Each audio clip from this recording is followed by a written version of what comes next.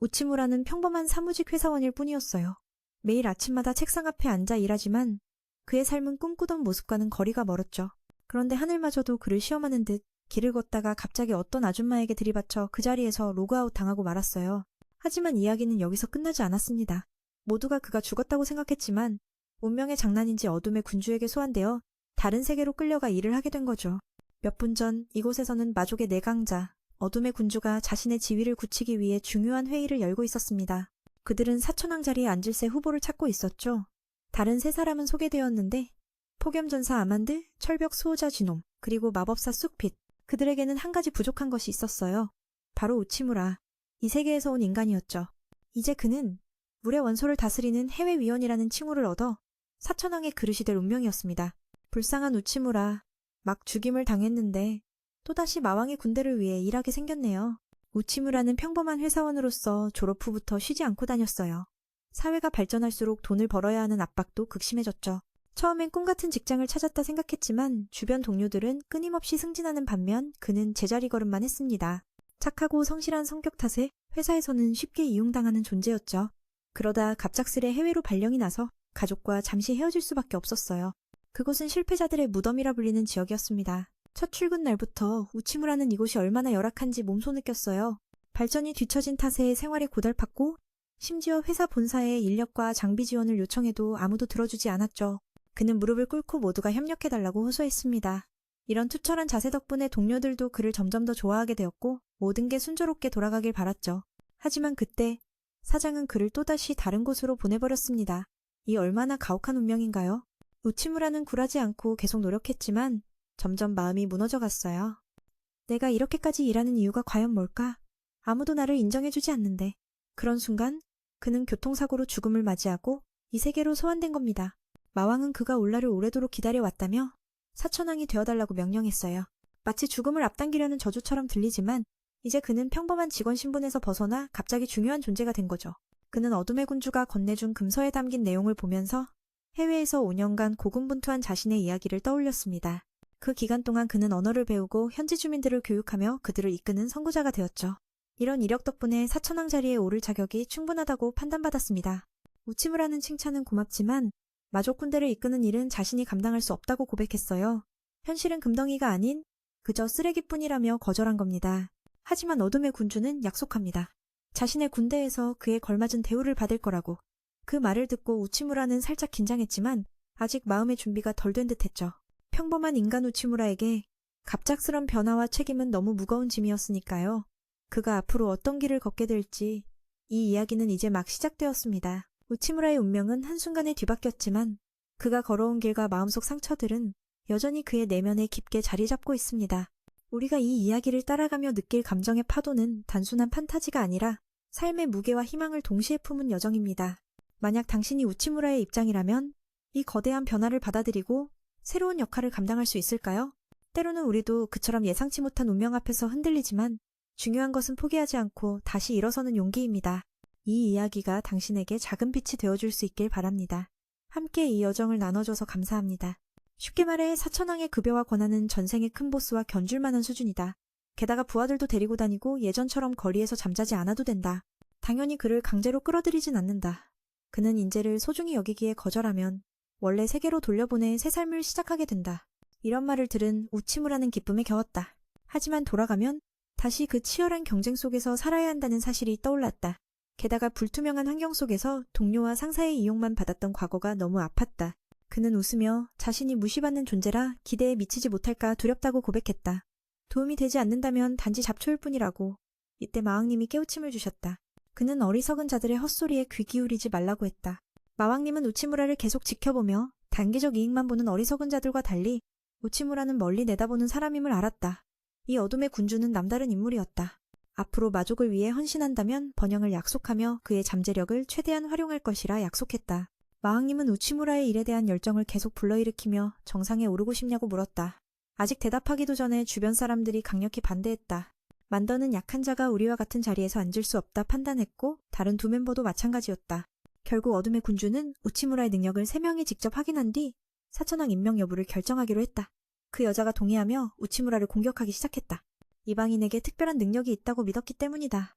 이 공격에 우치무라는 크게 놀랐다. 다행히 마왕님이 막아주지 않았다면 두 번째 죽음이었을 것이다. 용소녀가 왜 막았냐고 묻자 너무 겁먹어 기절한 사람을 때릴 수 없다고 답했다. 그녀의 단점은 성급해서 생각이 흐려지는 것. 도전이라며 싸우라고 한 게 아니라 했는데 우치무라에게는 전혀 능력이 없었다. 이 점이 제넨노와 XPC를 혼란스럽게 했다. 마왕님이 이런 인물을 마족에 선택한 이유가 궁금했다. 게다가 내부적으로 마인파와 아인파가 충돌 중이라 인간인 우치무라는 잡아먹힐 위험도 있다.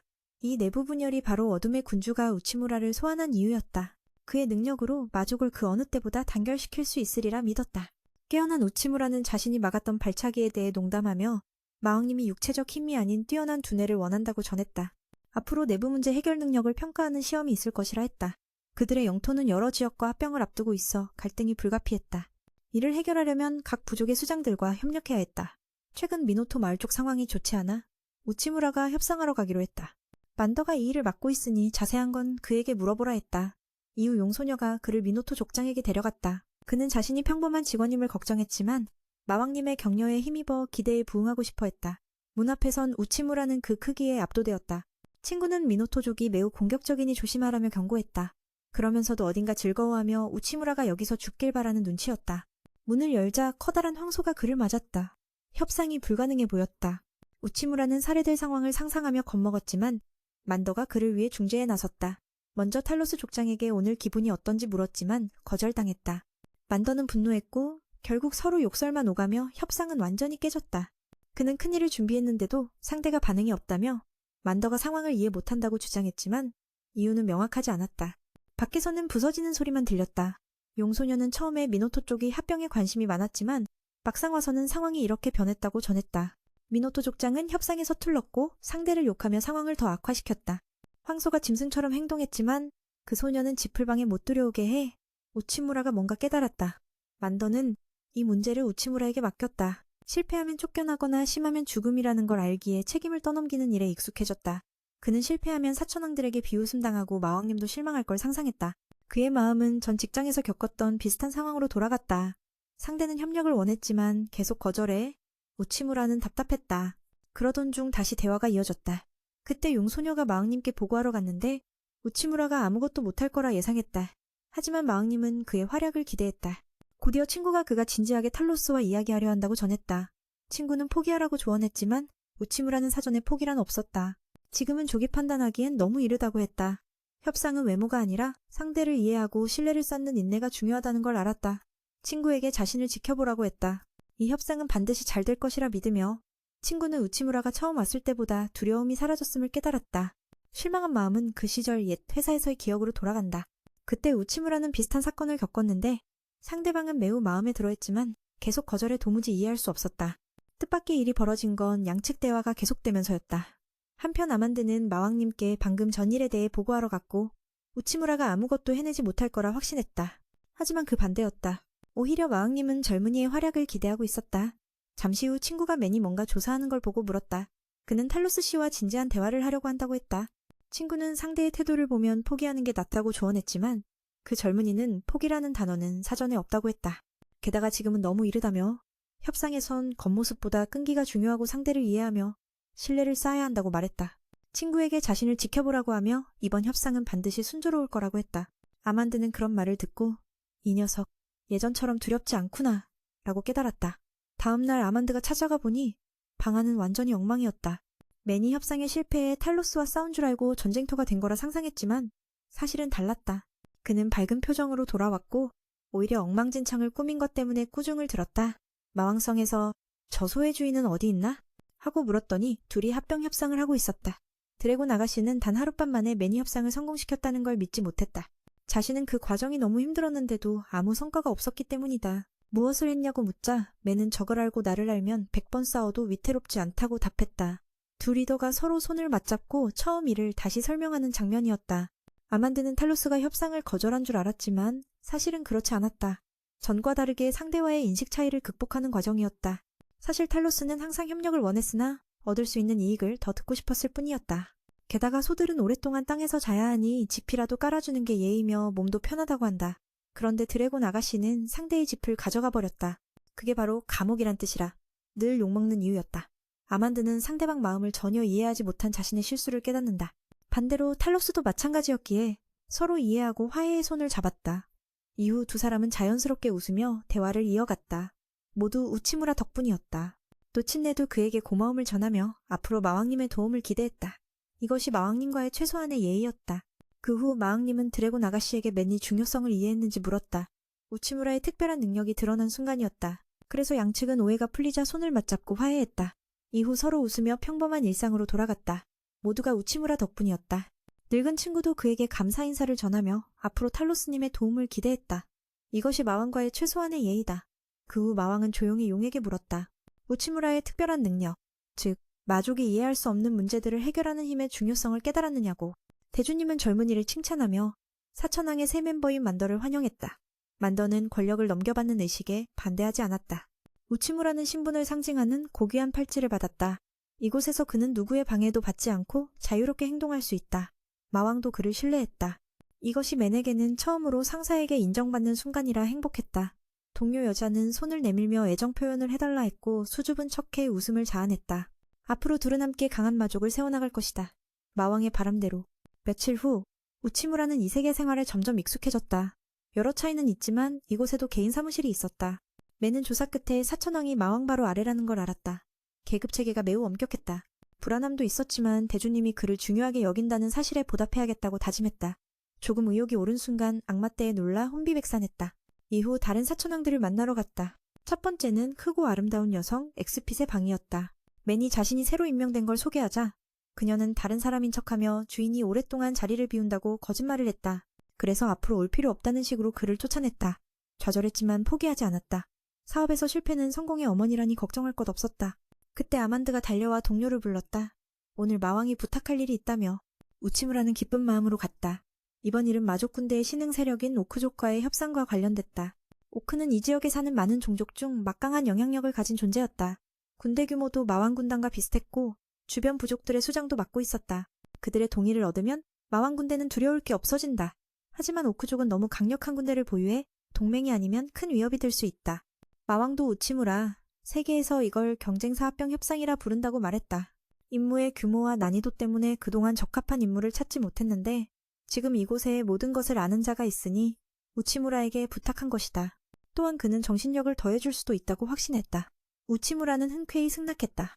동료도 인간을 마족 영토에 들이는 건 위험하다며 호의에 동의했다. 언제 죽을지 모른다는 긴장감 속에서 그는 그들의 군대와 동시에 주변 여러 부족의 수장이기도 하다. 그래서 저쪽에서 허락을 받는다면 마왕군은 두려울 게 없다. 하지만 오크 종족이 너무 많은 군력을 쥐고 있어 이들은 큰 위험이기도 하다. 만약 동맹을 맺으면 괜찮지만 적대하면 큰 골칫거리다.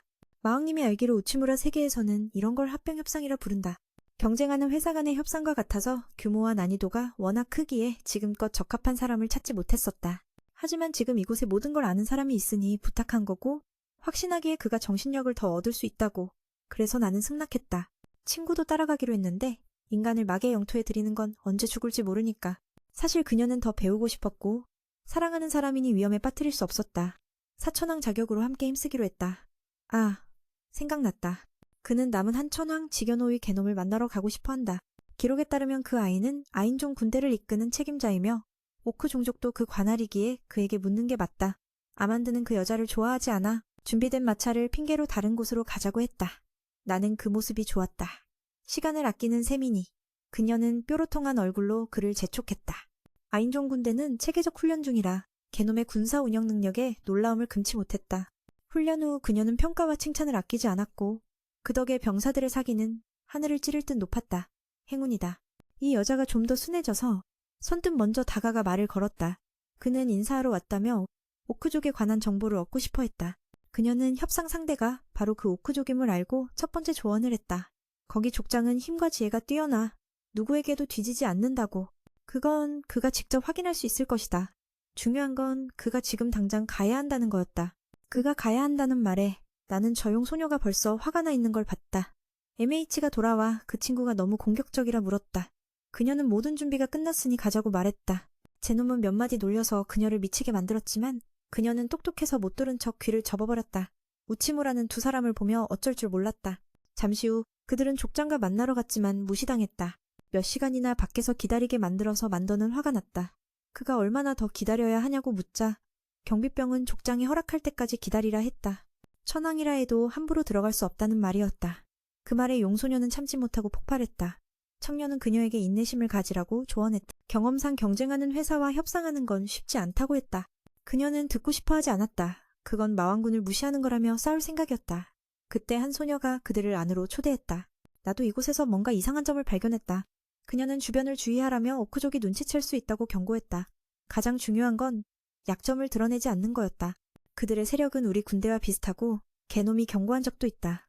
우치무라는 상대가 어떤 사람인지 몰랐다. 들어가자마자 그는 권위를 내세우며 만더에게 입 다물라 했다. 자신이 허락하지 않으면 입을 열지 말라며 모든 명령은 자신을 따라야 한다고 했다. 천황이 이렇게 무시당하자 그녀는 화가 났지만 중요한 임무라 참았다. 늙은이는 그들이 자신에게 복종하길 원한다며 마왕의 머리를 가져오라고 요청했다. 이건 존경받는 그에게 큰 모욕이었다.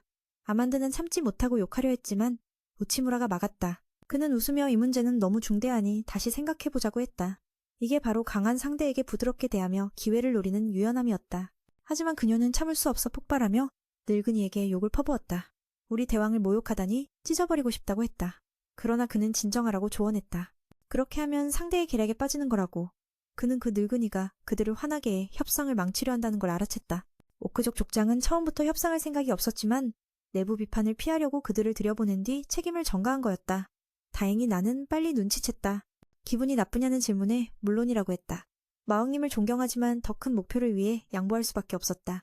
최악의 경우 오크족이 다른 세력과 손잡아 우리와 대적하면 힘들어질 것이다. 오늘 협상이 실패하면 잠시 물러나는 것도 괜찮다 했다. 그녀도 미안하다며 자신이 부족했다고 했다. 그는 오히려 고맙다고 했다. 그녀가 대신 화내지 않았다면 자신도 침착함을 잃었을 거라고. 그때 아까 그 여자가 다가와 자신은 족장의 딸 오레라고 소개했다. 아만드는 반응했지만 미는 그녀가 원하는 게 뭔지 물었다. 뜻밖에도 그녀는 왕위를 뒤엎어달라고 부탁했다. 두 사람은 어리둥절했다. 그리곤 오레는 그들을 성의 식량 창고로 안내했다. 현재 상황이 매우 어려워 재정난에 처해 있었다. 사실 우치무라는 들어오면서 이미 알고 있었다. 밖에 병사들은 오래된 갑옷을 입고 성은 어둡고 생기가 없었다. 마치 대기업이 몰락하는 듯한 모습이었다. 원인은 한 사람이 모든 걸 관리하다 무너지면 회복 불가능하기 때문이었다. 오레는 그 말이 맞다고 했다. 현재 이곳을 구하려면 마왕군의 도움이 필요하다. 하지만 자기 아버지는 고집이 세서 듣지 않는다. 게다가 병들어 예전처럼 리더 역할을 못한다. 겉으로는 강해 보여도 사실은 늙었다.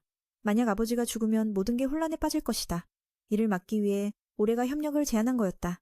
우치무라는 이해했지만 성급한 행동을 원치 않아 그녀에게 비밀을 지키라고 조언했다. 특히 족장의 딸로서 더욱 조심해야 한다고 했다. 그녀는 그를 좋은 사람이라 칭찬하며 자신이 그의 눈을 믿어 이리로 데려왔다고 했다. 그러면서 손을 잡고 간절히 부탁했다. 우치무라가 새로운 족장이 되면 모든 문제가 해결될 거라고. 그는 충격을 받았고 만더는 질투가 났다. 그녀의 돌발 행동에 당황했지만 오레는 멈추지 않고 계속 밀어붙였다. 그리고는 청년을 눕혀 신방에 들어가려 하자 만더가 막았다. 그녀는 침착함을 유지하며 다음날 다시 논의하자고 했다. 우치무라는 이번 일로 골머리를 앓았다. 족장은 협상에 관심 없고 딸은 비현실적인 생각뿐이었다. 그는 다시 내면의 세계로 들어가 해결책을 찾았다. 익숙한 식당에서였다. 그곳 주인은 아만드와 사자와 침팬지 중 누가 강한지 논쟁 중이었다. 그래서 내가 여기로 불러 이야기를 나누자고 한 거야. 이참에 그녀가 손을 잡고 간청했다. 나와 결혼해줘. 우치무라가 족장이 되면 모든 문제가 해결될 거야. 그는 충격을 받았고 맨더는 질투에 불타며 너무 갑작스럽다고 말했다. 하지만 올레는 듣지 않고 강행했다. 이게 최선의 방법이라며. 청년은 눕혀져 결혼 준비를 하려던 순간 맨더가 막아섰다. 그녀는 침착함을 유지하며 내일 다시 논의하자고 허락을 구했다. 다음 날 우치무라는 이번 사안으로 골머리를 앓았다. 족장은 협상을 거부했고 딸은 황당한 방향으로 움직였다. 그는 다시 내면 세계로 들어가 해결책을 찾았다. 예전처럼 익숙한 식당에서. 그곳 점주는 아만드와 사자와 침팬치 중 누가 더 강한지 논쟁을 벌였다. 각자 의견이 달랐다. 사자는 다른 동물과 완전히 다른 엄청난 자존심을 가졌다. 이 말이 우치무라의 마음속 문을 활짝 열었다. 그는 친구를 불러 협상 방법을 찾았다고 알렸다. 아만드는 기뻐 달려갔고 이번엔 어르신을 만나러 가는 줄 알았다. 하지만 나는 다른 곳으로 간다며 동료들에게 이야기할 거라고 했다. 천천히 가자. 약 일주일 후 족장들이 불려왔다. 그는 분노하며 왜 우리 동맹 부족들은 지원받는데 우리는 못 받느냐고 물었다. 알고 보니 지난주 우치무라와 올레가 주변 여러 부족을 설득해 자기 편으로 만들었다. 모두 궁핍한 상황이라 설득이 쉬웠고 족장 딸이 나서서 지원하니 모든 게 계획대로 흘러갔다. 이게 지구의 대기업과 계약하기 위한 전략이었다. 대기업에 직접 찾아가면 쫓겨나기 십상이기에 주변 작은 기업들을 설득해 먼저 물건을 사게 해야 한다. 그러면 거만하고 까다로운 대기업들이 직접 문의하러 올 것이다. 첫 단계는 성공한 셈이다. 우치무라는 현재 상황에 대해 덧붙였다. 마왕군에 가입하면 주변 부족들의 삶이 보장된다고. 감정이 흔들리는 그에게 웃으며 말했다. 이 전투에선 침착하지 못하면 진다. 주먹을 내지르자마자 우치무라는 곧바로 고통을 달래주었다. 올레를 불러 중재자로 세워 다른 부족들이 마왕편으로 합병되도록 했다. 소녀는 아버지를 보고 매우 슬퍼했다. 지금 가장 우선시해야 할 것은 모두의 생활과 미래다. 시대가 변했고 아버지는 예전처럼 강하지 않다. 그녀는 항상 그를 존경했고 아버지를 무적의 자랑으로 여겼다. 하지만 지금은 너무 연약해졌다. 이제는 협력해 새로운 길을 찾아야 할 때라는 우치무라의 말에 모두가 동의했다. 그는 합병이 아니라 동맹관계를 맺으면 체면을 잃지 않을 것이라 덧붙였다. 누구의 부하가 되든 그는 여전히 용맹한 사자의 우두머리다. 부족장은 생각할 시간을 달라고 했지만 사실은 자신의 연약함을 숨기려는 것이었다. 이 사건은 성공적으로 마무리되어 모두가 기뻐했고 딸이 성장하는 모습을 본 아버지는 만족했다. 며칠 후 맨더가 상대편이 합의를 수락했다고 전했다. 현재 그는 재앙과 맞서고 있었다. 마왕님은 해외 관리들에게 부하를 찾으라 명령했다. 그러나 그는 누구를 선택해야 할지 몰랐다. 드래곤 소녀는 그냥 대충 골라라 라고 말했다. 그는 그녀와 일하는 게 좋다고 했고 그녀는 기뻐했다. 마치 고백 같았다. 우치무라가 내 짝이 되고 싶냐? 고 농담하던 중 올해가 다가와 인사를 하며 친선을 증명했다. 옥쪽에서 그녀를 파견해 일을 맡긴 것이었다. 우치무라는 그녀를 자신의 부서로 초대했다. 그녀 역시 그를 좋아했고 아버지가 이제 부족 내 유능한 이들에게 권력을 넘겼기에 감사했다. 앞으로 큰 변화가 있을 것이었다. 아만다는 제넨과 손도 잡지 않았고 서로 경쟁자일 뿐 너무 친근하게 굴지 말라고 말했다. 우치무라는 그녀를 달래려 노력했다. 이후 매니 업무는 순조로워졌다. 새 직원의 도움 덕분에 협상 모두가 원활하게 진행되었다. 올해는 양측 모두에게 이익이 되는 정책을 제안했고 우치무라는 전반적인 지원을 했다. 또한 그녀는 옥족과 마왕군의 동맹 체결에 대해 말하며 가장 큰 공로자는 상을 받을 것이라 알렸다. 시상식은 아직 멀었지만 우치무라는 평소 상을 받은 적이 없어 서두르지 않았다. 하지만 상을 받을 생각에 설레기도 했다. 아만다도 평소처럼 죽지개를 들고 달려왔다. 올해 농사가 좋지 않아 자원도 동맹들과 나눠야 해서 식사는 죽으로 대체됐다. 그녀는 익숙해 괜찮다고 했지만 매는 일주일째 고기 한 점 못 먹어 약간 그리워했다. 죽 재료는 외곽 도시에서 나는 곡물이었다. 양은 적지만 군인들을 위한 영양은 충분했다. 다만 씹을 고기가 없으니 어딘가 허전한 느낌이었다. 그 말을 듣고 동료는 뭔가 이상하다는 표정을 지었다. 여기서 자급자족하는 게 일상인 만큼 아만드는 사냥에 끌려갔어. 목표는 위험한 마수들. 해외 관리들이 고기를 탐내는 건 물론이고 최근 마수들의 활개 소식에 마왕군이 개입해야 했거든. 정보에 따르면 5명이나 잡아먹혔다고 해. 친구가 설명하길 이 숲에서는 강자가 약자를 먹는 게 당연하대. 멧돼지족이 복수를 해야 하는데 전투력이 약해서 마수가 너무 강력하지. 고민하던 중 친구가 특이한 버섯을 발견했어. 이 버섯은 괴물을 유인하는 귀중한 식량이라 기다리면 마수가 올 거야. 말이 끝나기도 전에 우람한 멧돼지 한 마리가 나타났어. 겉보기엔 그들이 찾던 바로 그 생물이었지. 본성은 사나워서 배가 고프면 뭐든 먹을 수 있어. 아만드는 친구에게 숨을 곳을 찾으라 명하고 나머지는 자신이 맡겠다고 했어. 친구는 그 괴물 머리에 높이 뛰어올라 발길질을 날렸지. 확실히 강했지만 멧돼지는 끄떡도 안 했어. 이 멧돼지는 평면으로만 움직일 수 있어서 높은 곳에서 내리찍는 게 최선이었어. 멧돼지는 이를 악물고 돌을 던졌는데 체격만 봐도 이 멧돼지는 재앙 그 자체였어. 사천왕 중 한 명에게서 맞고도 끄떡없었으니까. 아만드는 의아했어. 싸울 걸 알면서 왜 무기도 없이 왔을까? 손으로 거대한 멧돼지와 싸우는 건 미친 짓이지. 피해도 컸지만 결정타를 못 내고 있었어. 보통이라면 아만드가 불리했어. 이 멧돼지는 사납고 송곳니 한번 밝히면 평생 고통일 정도였으니까. 우치무라는 아만드가 강하지만 불안한 느낌을 받았어. 이대로는 결말이 없을 것 같았거든. 사실 아만드는 자가 강화 능력이 있어 무기도 안 들고 온 게 아니라 이게 그녀만의 전투 스타일이었어. 이 마법은 회복에 시간이 걸려 자주 쓰진 않는다고. 아만드는 피하지 않고 마수가 전력을 다해 공격하도록 내버려뒀어. 한 손으로 공격을 막아내고 멧돼지를 공중으로 들어올려 상처를 최소화했지. 그녀는 멧돼지의 몸을 꺾어버렸고 우치무라는 그 힘과 마법에 경악했어. 바로 이게 마인의 힘이었어. 이 장면을 본 후 그는 갑자기 고기를 먹고 싶지 않아졌지. 두 사람은 멧돼지를 멧돼지족 마을로 데려갔어. 마을 사람들은 크게 감사했지. 이대로 뒀으면 더 많은 피해가 났을 테니까. 아만드는 고기를 얻은 기념으로 모두를 초대해 잔치를 벌였어. 해외 관리가 이상함을 느꼈어. 저 사람들도 멧돼지인데 어떻게 감히 고기를 먹냐며. 두 사람은 가장 맛있는 고기를 받았고 우치무라는 친구가 요리도 한다는 사실에 놀랐어. 아만드는 자신을 사천왕이라 부르며 뭐든 할 수 있다고 자랑했지. 그리고 동료에게 요리를 해줬는데 폭발 마법으로 고기를 수덩이로 만들어버렸어. 우치무라는 멍해져서 그 검은 덩어리가 진짜 먹는 거냐고 물었고 아만드는 웃으며 맛보라고 했어. 우치무라는 마지못해 맛봤는데 한 입 먹고 평생 잊지 못할 맛이라며 다시는 안 먹겠다고 약속했어. 입안이 오염된 느낌이었다나 뭐라나. 아만드는 그가 자기 음식을 까다니 너무 악랄하다고 했지만 사실 자기가 만든 요리였지. 우치무라는 이 세계 문화 충격을 받았어. 마을은 너무 가난해서 공동으로 쓰는 붓두막 하나밖에 없고 소금도 매우 귀했어. 우치무라는 조금만 달라고 부탁하며 좋은 요리를 만들어 마을 사람들 모두에게 나눠주겠다고 했지. 곧 멧돼지 바비큐가 나왔고 버섯 스튜와 함께 했는데 단순하지만 맛은 최상이었어. 친구는 한 입에 천국에 온 듯한 기분이 들었다고 했지. 다른 이들도 칭찬을 아끼지 않았어. 평소에도 이런 방식으로 구웠지만 우치무라의 맛은 달랐거든. 그는 비법이 고기를 충분히 담그는 것이라 했어. 그래야 피가 빠지고 약한 불에 천천히 구워야 기름이 빠져 맛이 배가 된다고. 또 여러 요리법도 알려주어 모두 기뻐했지. 아만드는 불만스러웠어. 사천왕인데 요리법을 가르치다니 자존심이 상했거든. 우치무라는 반대로 이런 경험이 군대 발전에 도움이 된다고 생각했어. 이곳은 아직 많이 부족하고 가난해서 맛있게 요리할 지식이 없으니까 모두가 매일 고기를 먹는다면 자연히 방법을 찾게 될 거라고. 하지만 지금은 너무 가난해서 지식이 부족해. 우치무라 말이 틀리지 않았어. 다른 강대국과 비교하면 이곳은 미미한 수준이고 모두가 먹거리 문제로 고통받고 있었으니 사천왕들이 더 노력해야 했지. 두 사람은 기운을 내며 우치무라의 통찰에 감탄했어. 잔치를 끝내고 떠났는데 친구가 마법으로 빛을 만들어 마수들이 가까이 못 오게 했어. 마이는 만물의 지혜를 가졌기에 마법을 쓰지만 아이는 전혀 못해. 그래서 개놈이 이끄는 부대는 날마다 전투력 강화에 집중하는 거야. 우치무라는 XPC가 어떤 종족인지 물었고 아만드는 잘 모르지만 마법을 쓸 수 있으니 분명 마인일 거라 했어.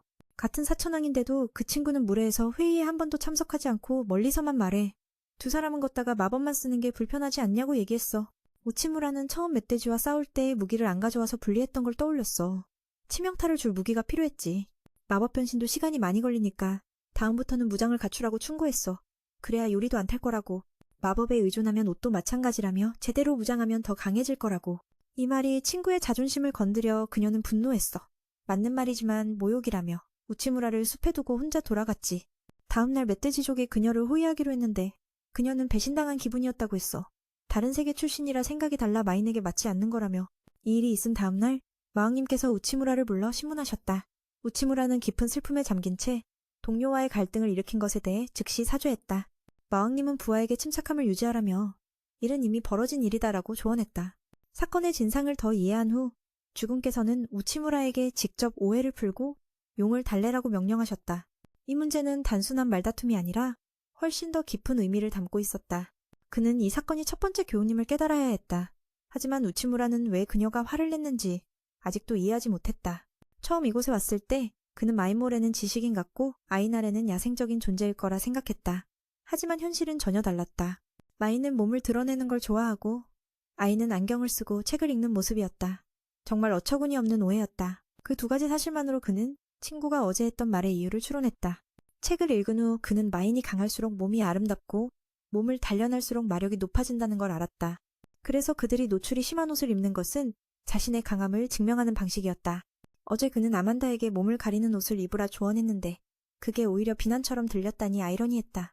이것이 바로 마왕님이 우치무라가 깨닫길 원했던 문화 충격이었다. 우치무라는 주군께 감사하며 상황을 수습하려 애썼다.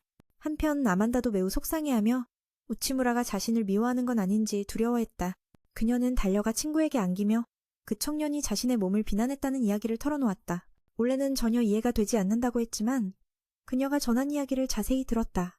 그 전날의 일을 생각하며 두 사람은 점차 인간과 자신들의 생각 차이가 크다는 걸 깨달았다. 그래서 이 일은 단지 오해일 뿐 그녀의 몸을 깎아내리려 한 게 아니라고 생각했다. 마치 우치무라가 여성들이 선정적인 옷을 입는 걸 싫어하는 것과 같았다. 원래는 혹시 그가 그녀들을 음탕한 존재로 본 것은 아닐까 걱정했다. 아만다는 그 말에 고개를 숙이며 심각한 오해였음을 인정했다. 심지어 위험한 숲속에 그 남자를 버려두기까지 했으니 정말 나쁜 짓이었다. 비록 경쟁자지만 올레는 우치무라에게 이전의 실패를 두려워하지 말고 문제가 생기면 마음을 편히 가지라 조언한 적이 있다. 이 조언 덕분에 올레는 두 사람의 관계가 앞으로도 계속 유지될 거라 확신했다. 한편 우치무라는 자신이 해야 할 일을 깨닫고 곧바로 사과하기 위해 친구를 찾으러 달려갔다. 아만다도 깊이 고민하지 않고 마음속 진실을 털어놓았다. 두 사람은 오랜 연인처럼 재회해 서로의 마음을 동시에 고백했다. 우치무라는 아만다의 몸매를 칭찬했고 그녀는 자신이 음탕한 여자가 아니라 단지 그의 칭찬을 듣고 싶었을 뿐이라며 반박했다. 두 사람은 서로를 보며 어리둥절해했지만 우치무라는 그녀를 제대로 이해하지 못하고 어처구니 없는 조언을 했음을 인정했다. 그는 마인에 대해 더 깊이 공부한 후 그녀가 그의 진심을 받아들였음을 느꼈다. 그녀 또한 미숙한 판단으로 그에게 상처 준 것을 사과했다. 감정을 참지 못하고 그를 숲해버린 일도 용서해달라고 했다. 우치무라는 그 장면이 정말 심장이 철렁했지만 다행히 아무 일도 없었다고 인정했다. 서로의 실수를 깨닫고 나니 둘의 관계는 더욱 단단해졌다. 우치무라는 앞으로 그들이 완벽한 한 쌍이 될 것이라 믿었다. 마치 고백처럼 들렸기에 아만다는 얼굴이 붉어졌다. 다음 날 아침, 축제가 시작되었다. 우치무라 덕분에 모든 부족의 수장들이 하나로 뭉쳐 마왕군의 규모가 새로운 차원으로 커졌다.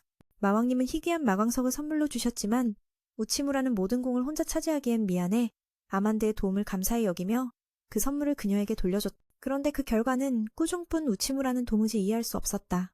알고 보니 이곳에선 청혼할 때 항상 이런 의식이 있다고 한다. 상대는 물론 기뻤지만 사람들로 북적이는 장소에서 조용한 곳으로 가서 다시 시작하라는 요구를 받았다. 한편 엑스핏은 우치무라가 능숙하게 마음을 얻는 걸 보고 칭찬을 아끼지 않았다. 며칠 후 갑자기 마왕님이 우치무라를 호출했다. 우치무라는 자신이 뭔가 잘못한 줄 알고 간절히 머리를 숙이며 사죄했다. 난 아직 사천왕에 어울리지 못하지만 최선을 다하겠습니다. 부디 한 번만 더 기회를 주십시오. 마왕님은 그가 자신을 과소평가하고 있다며 해고할 생각은 전혀 없으니 걱정 말라며 칭찬을 아끼지 않았다. 미인은 마왕님을 더욱 사랑하게 되었다. 그날 업무는 매우 중요했는데 마족과 아인종의 관계에 대해 물었다. 우치무라는 깊은 인상을 받은 점은 양측의 격차였다.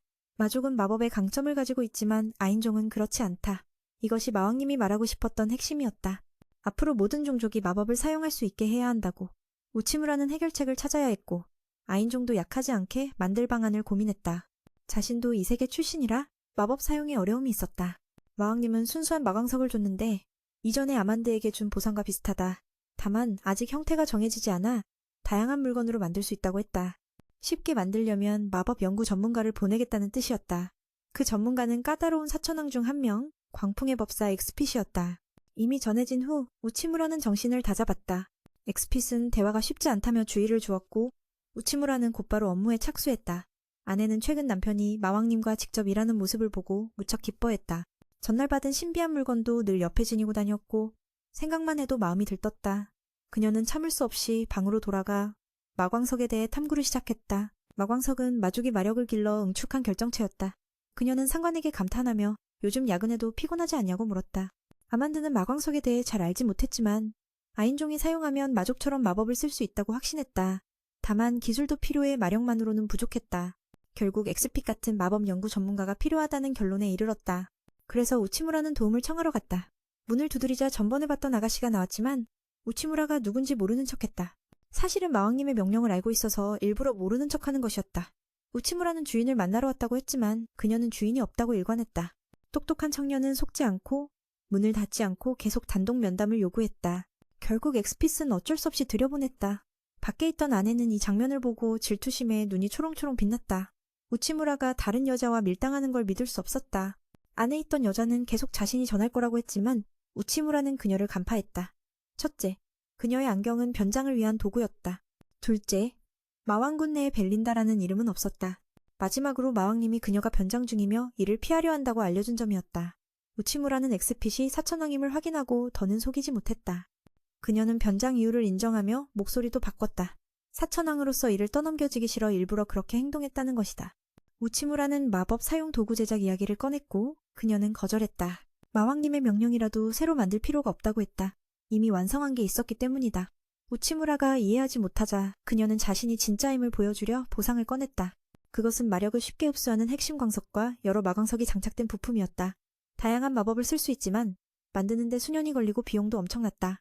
우치무라는 매우 흥분하며 대량 생산 가능 여부를 물었지만 개당 1,000만 원이나 든다는 말에 충격을 받았다. 이곳 과일은 50원에 팔리는데 이런 걸 만들면 마왕군 군대가 굶어 죽을 판이었다.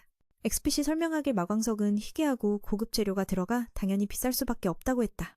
우치무라는 자신이 해야 할 일이 저렴한 마법 도구를 보급하는 것임을 깨달았다. 많은 도전 과제가 있었지만 그는 역발상으로 그 여자 동료에게 도움을 요청했다. 다양한 마법을 쓰려면 많은 마광석이 필요하니 하나만 정해진 용도로 만든다면 비용을 크게 줄일 수 있다는 의견이었다. 그녀도 그 아이디어에 동의했다. 우치무라는 마광석을 건네며 즉시 제작을 부탁했다. 연구와 제작에 열정적인 엑스핏은 바로 승낙했다. 비밀스러운 작업실이 나타났고 그녀는 우치무라에게도 여기서 밤새 지원하라고 했다. 우치무라는 거절할 틈도 없이 끌려갔다. 밖에서 기다리던 아내는 아무리 기다려도 남편이 나오지 않아 답답해했다. 아만드는 문을 두드렸지만 엑스핏의 마법으로 방해받았다. 늦은 밤 두 남녀가 방 안에 갇혀 무엇을 한다는 말인가? 아만드는 점점 문을 세게 두드렸다. 우리는 기본형 하나만 쓰면 어떤 결과가 나올지 상상해봤다. 그녀도 좋은 의견이라 생각했다. 비용 대부분을 줄일 수 있기 때문이다. 마광석을 손에 쥐고 있던 우치무라는 동료에게 바로 넘겨 제작을 맡겼다. 열정과 연구에 빠진 엑스핏은 즉시 승낙했다. 비밀의 방이 나타났다. 하지만 실행하려면 그녀가 밤새 여기서 지원해야 했다. 우치무라는 거절할 틈도 없이 끌려갔다. 누굴 도울 수도 없었다.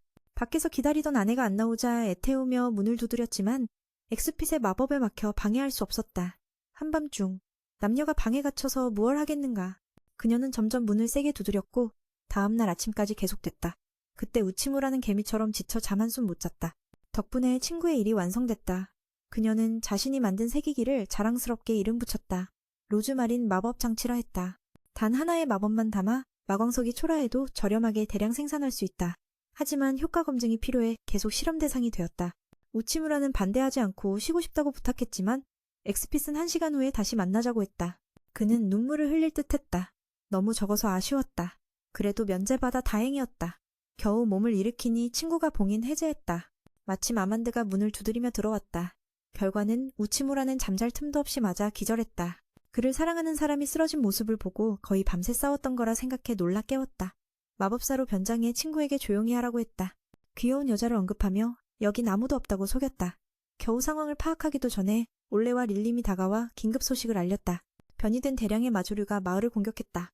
그들은 크고 사나운 타조족에 속한다. 마왕님께서 토벌 명령을 내리셨고 주민 보호를 위해 내전이 벌어졌다. 맨더가 전선에 끌려가 이 문제는 당분간 있기로 했다. 우치무라는 깨어나 이게 마법장치 시험에 좋은 기회임을 깨달았다. 친구가 그를 재촉했다. 어서 가자고. 잠시 후 두 사람은 변이된 마물대가 나타날 들판에 도착했다. 주변은 탁 트인 평야로 장애물이 하나도 없어 최적의 전투 장소였다. 근처에서 몇 명의 아이들이 놀고 있어. 우치무라는 그들에게 멀리 떨어지라고 경고했다. 동료는 마법 장비에 불속성을 부여했고 그는 그것을 받아들었다. 그녀에게 안전성 분석 결과를 물었지만 그녀는 천진난만하게 안심시켰다. 실패해도 팔 하나 잃는 정도라고. 정말 대담한 여자였다. 우치무라는 겁에 질린 표정을 지었지만 결국 시도할 수밖에 없었다. 처음 장비를 가동하자 큰 소리가 났다. 그는 상상력을 발휘해 자신의 피가 돌처럼 굳은 마법석을 통과하게 하여 마력을 팔로 순환시키는 데 성공했다. 엑스피시는 계속 지시를 내리며 우치무라가 점차 익숙해지도록 도왔다. 덕분에 마침내 불덩어리를 만들어냈다. 여기까지가 첫걸음이었다. 마침 변이된 마물대가 다가오자 그녀는 공격을 명령했지만 방법은 밝히지 않았다. 그래서 매는 과감히 불덩어리를 그들의 머리에 던졌다. 비록 단순한 마법이었지만 저레벨 마수들을 제압하는 데는 충분했다. 모두 잘 된 줄 알았는데 갑자기 장비가 마력을 잃어버렸다. 다행히 그녀가 바람을 일으켜 우치무라를 보호하며 그가 다시 장비를 안정시키도록 도왔다. 다시 활성화했지만 변이된 마물대는 겁에 질려 도망가 버렸다. 그는 동료들에게 장비가 과부하돼 더 이상 쓸 수 없다고 알렸다. 원인은 싸구려 돌을 사용해 실험 장비를 만든 탓이었다. 실험은 실패로 끝나 두 사람은 슬펐다. 그날 밤 그들은 피해를 입은 마을을 찾아가 마음을 나눴다. 몇몇 소녀들이 우치무라에게 마물 고기 그릇을 가져왔다. 아이들이 먹을 것을 가진 모습을 본 그녀는 매우 기뻐했다. 매는 이 부족의 존재들이 전투 능력이 없다는 사실에 안타까웠다. 분명 삶이 매우 힘들었을 것이다. 그들의 유일한 힘은 그들의 웃음뿐이었다. 폭풍 같은 소녀가 자신의 성장 과정을 이야기했다. 그녀는 엘족 출신으로 부유했지만 여러 이유로 집을 떠났다. 그 여정에서 많은 존재들에게 구원받았다. 그녀는 식사를 받으며 매우 기뻐했다. 이 부족의 아인종들은 전투 능력이 없어 안타깝다. 아마 삶이 힘들었을 것이다. 그들의 유일한 무기는 웃음뿐이다. 광풍소녀는 자신의 성장 과정을 이야기했다. 그녀는 엘 종족으로 부유했으나 이후로 집을 떠났다. 여정 중에 많은 아인종에게 구원을 받았다. 그들은 약했고 마법을 쓸 수 없었다. 모두를 돕기 위해 그녀는 지금의 장치를 만들었다. 시간이 흐르며 수많은 일에 몰두해 있고 있었다.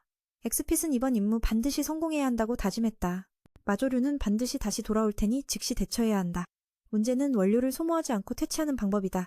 우치무라는 내면으로 빠져들며 깊은 고민에 빠졌다. 익숙한 식당에서 그가 주변 사람들과 주인장의 조언을 통해 해결책을 찾았다. 우치무라는 아침처럼 10개의 장치를 더 만들어달라고 친구에게 부탁했다.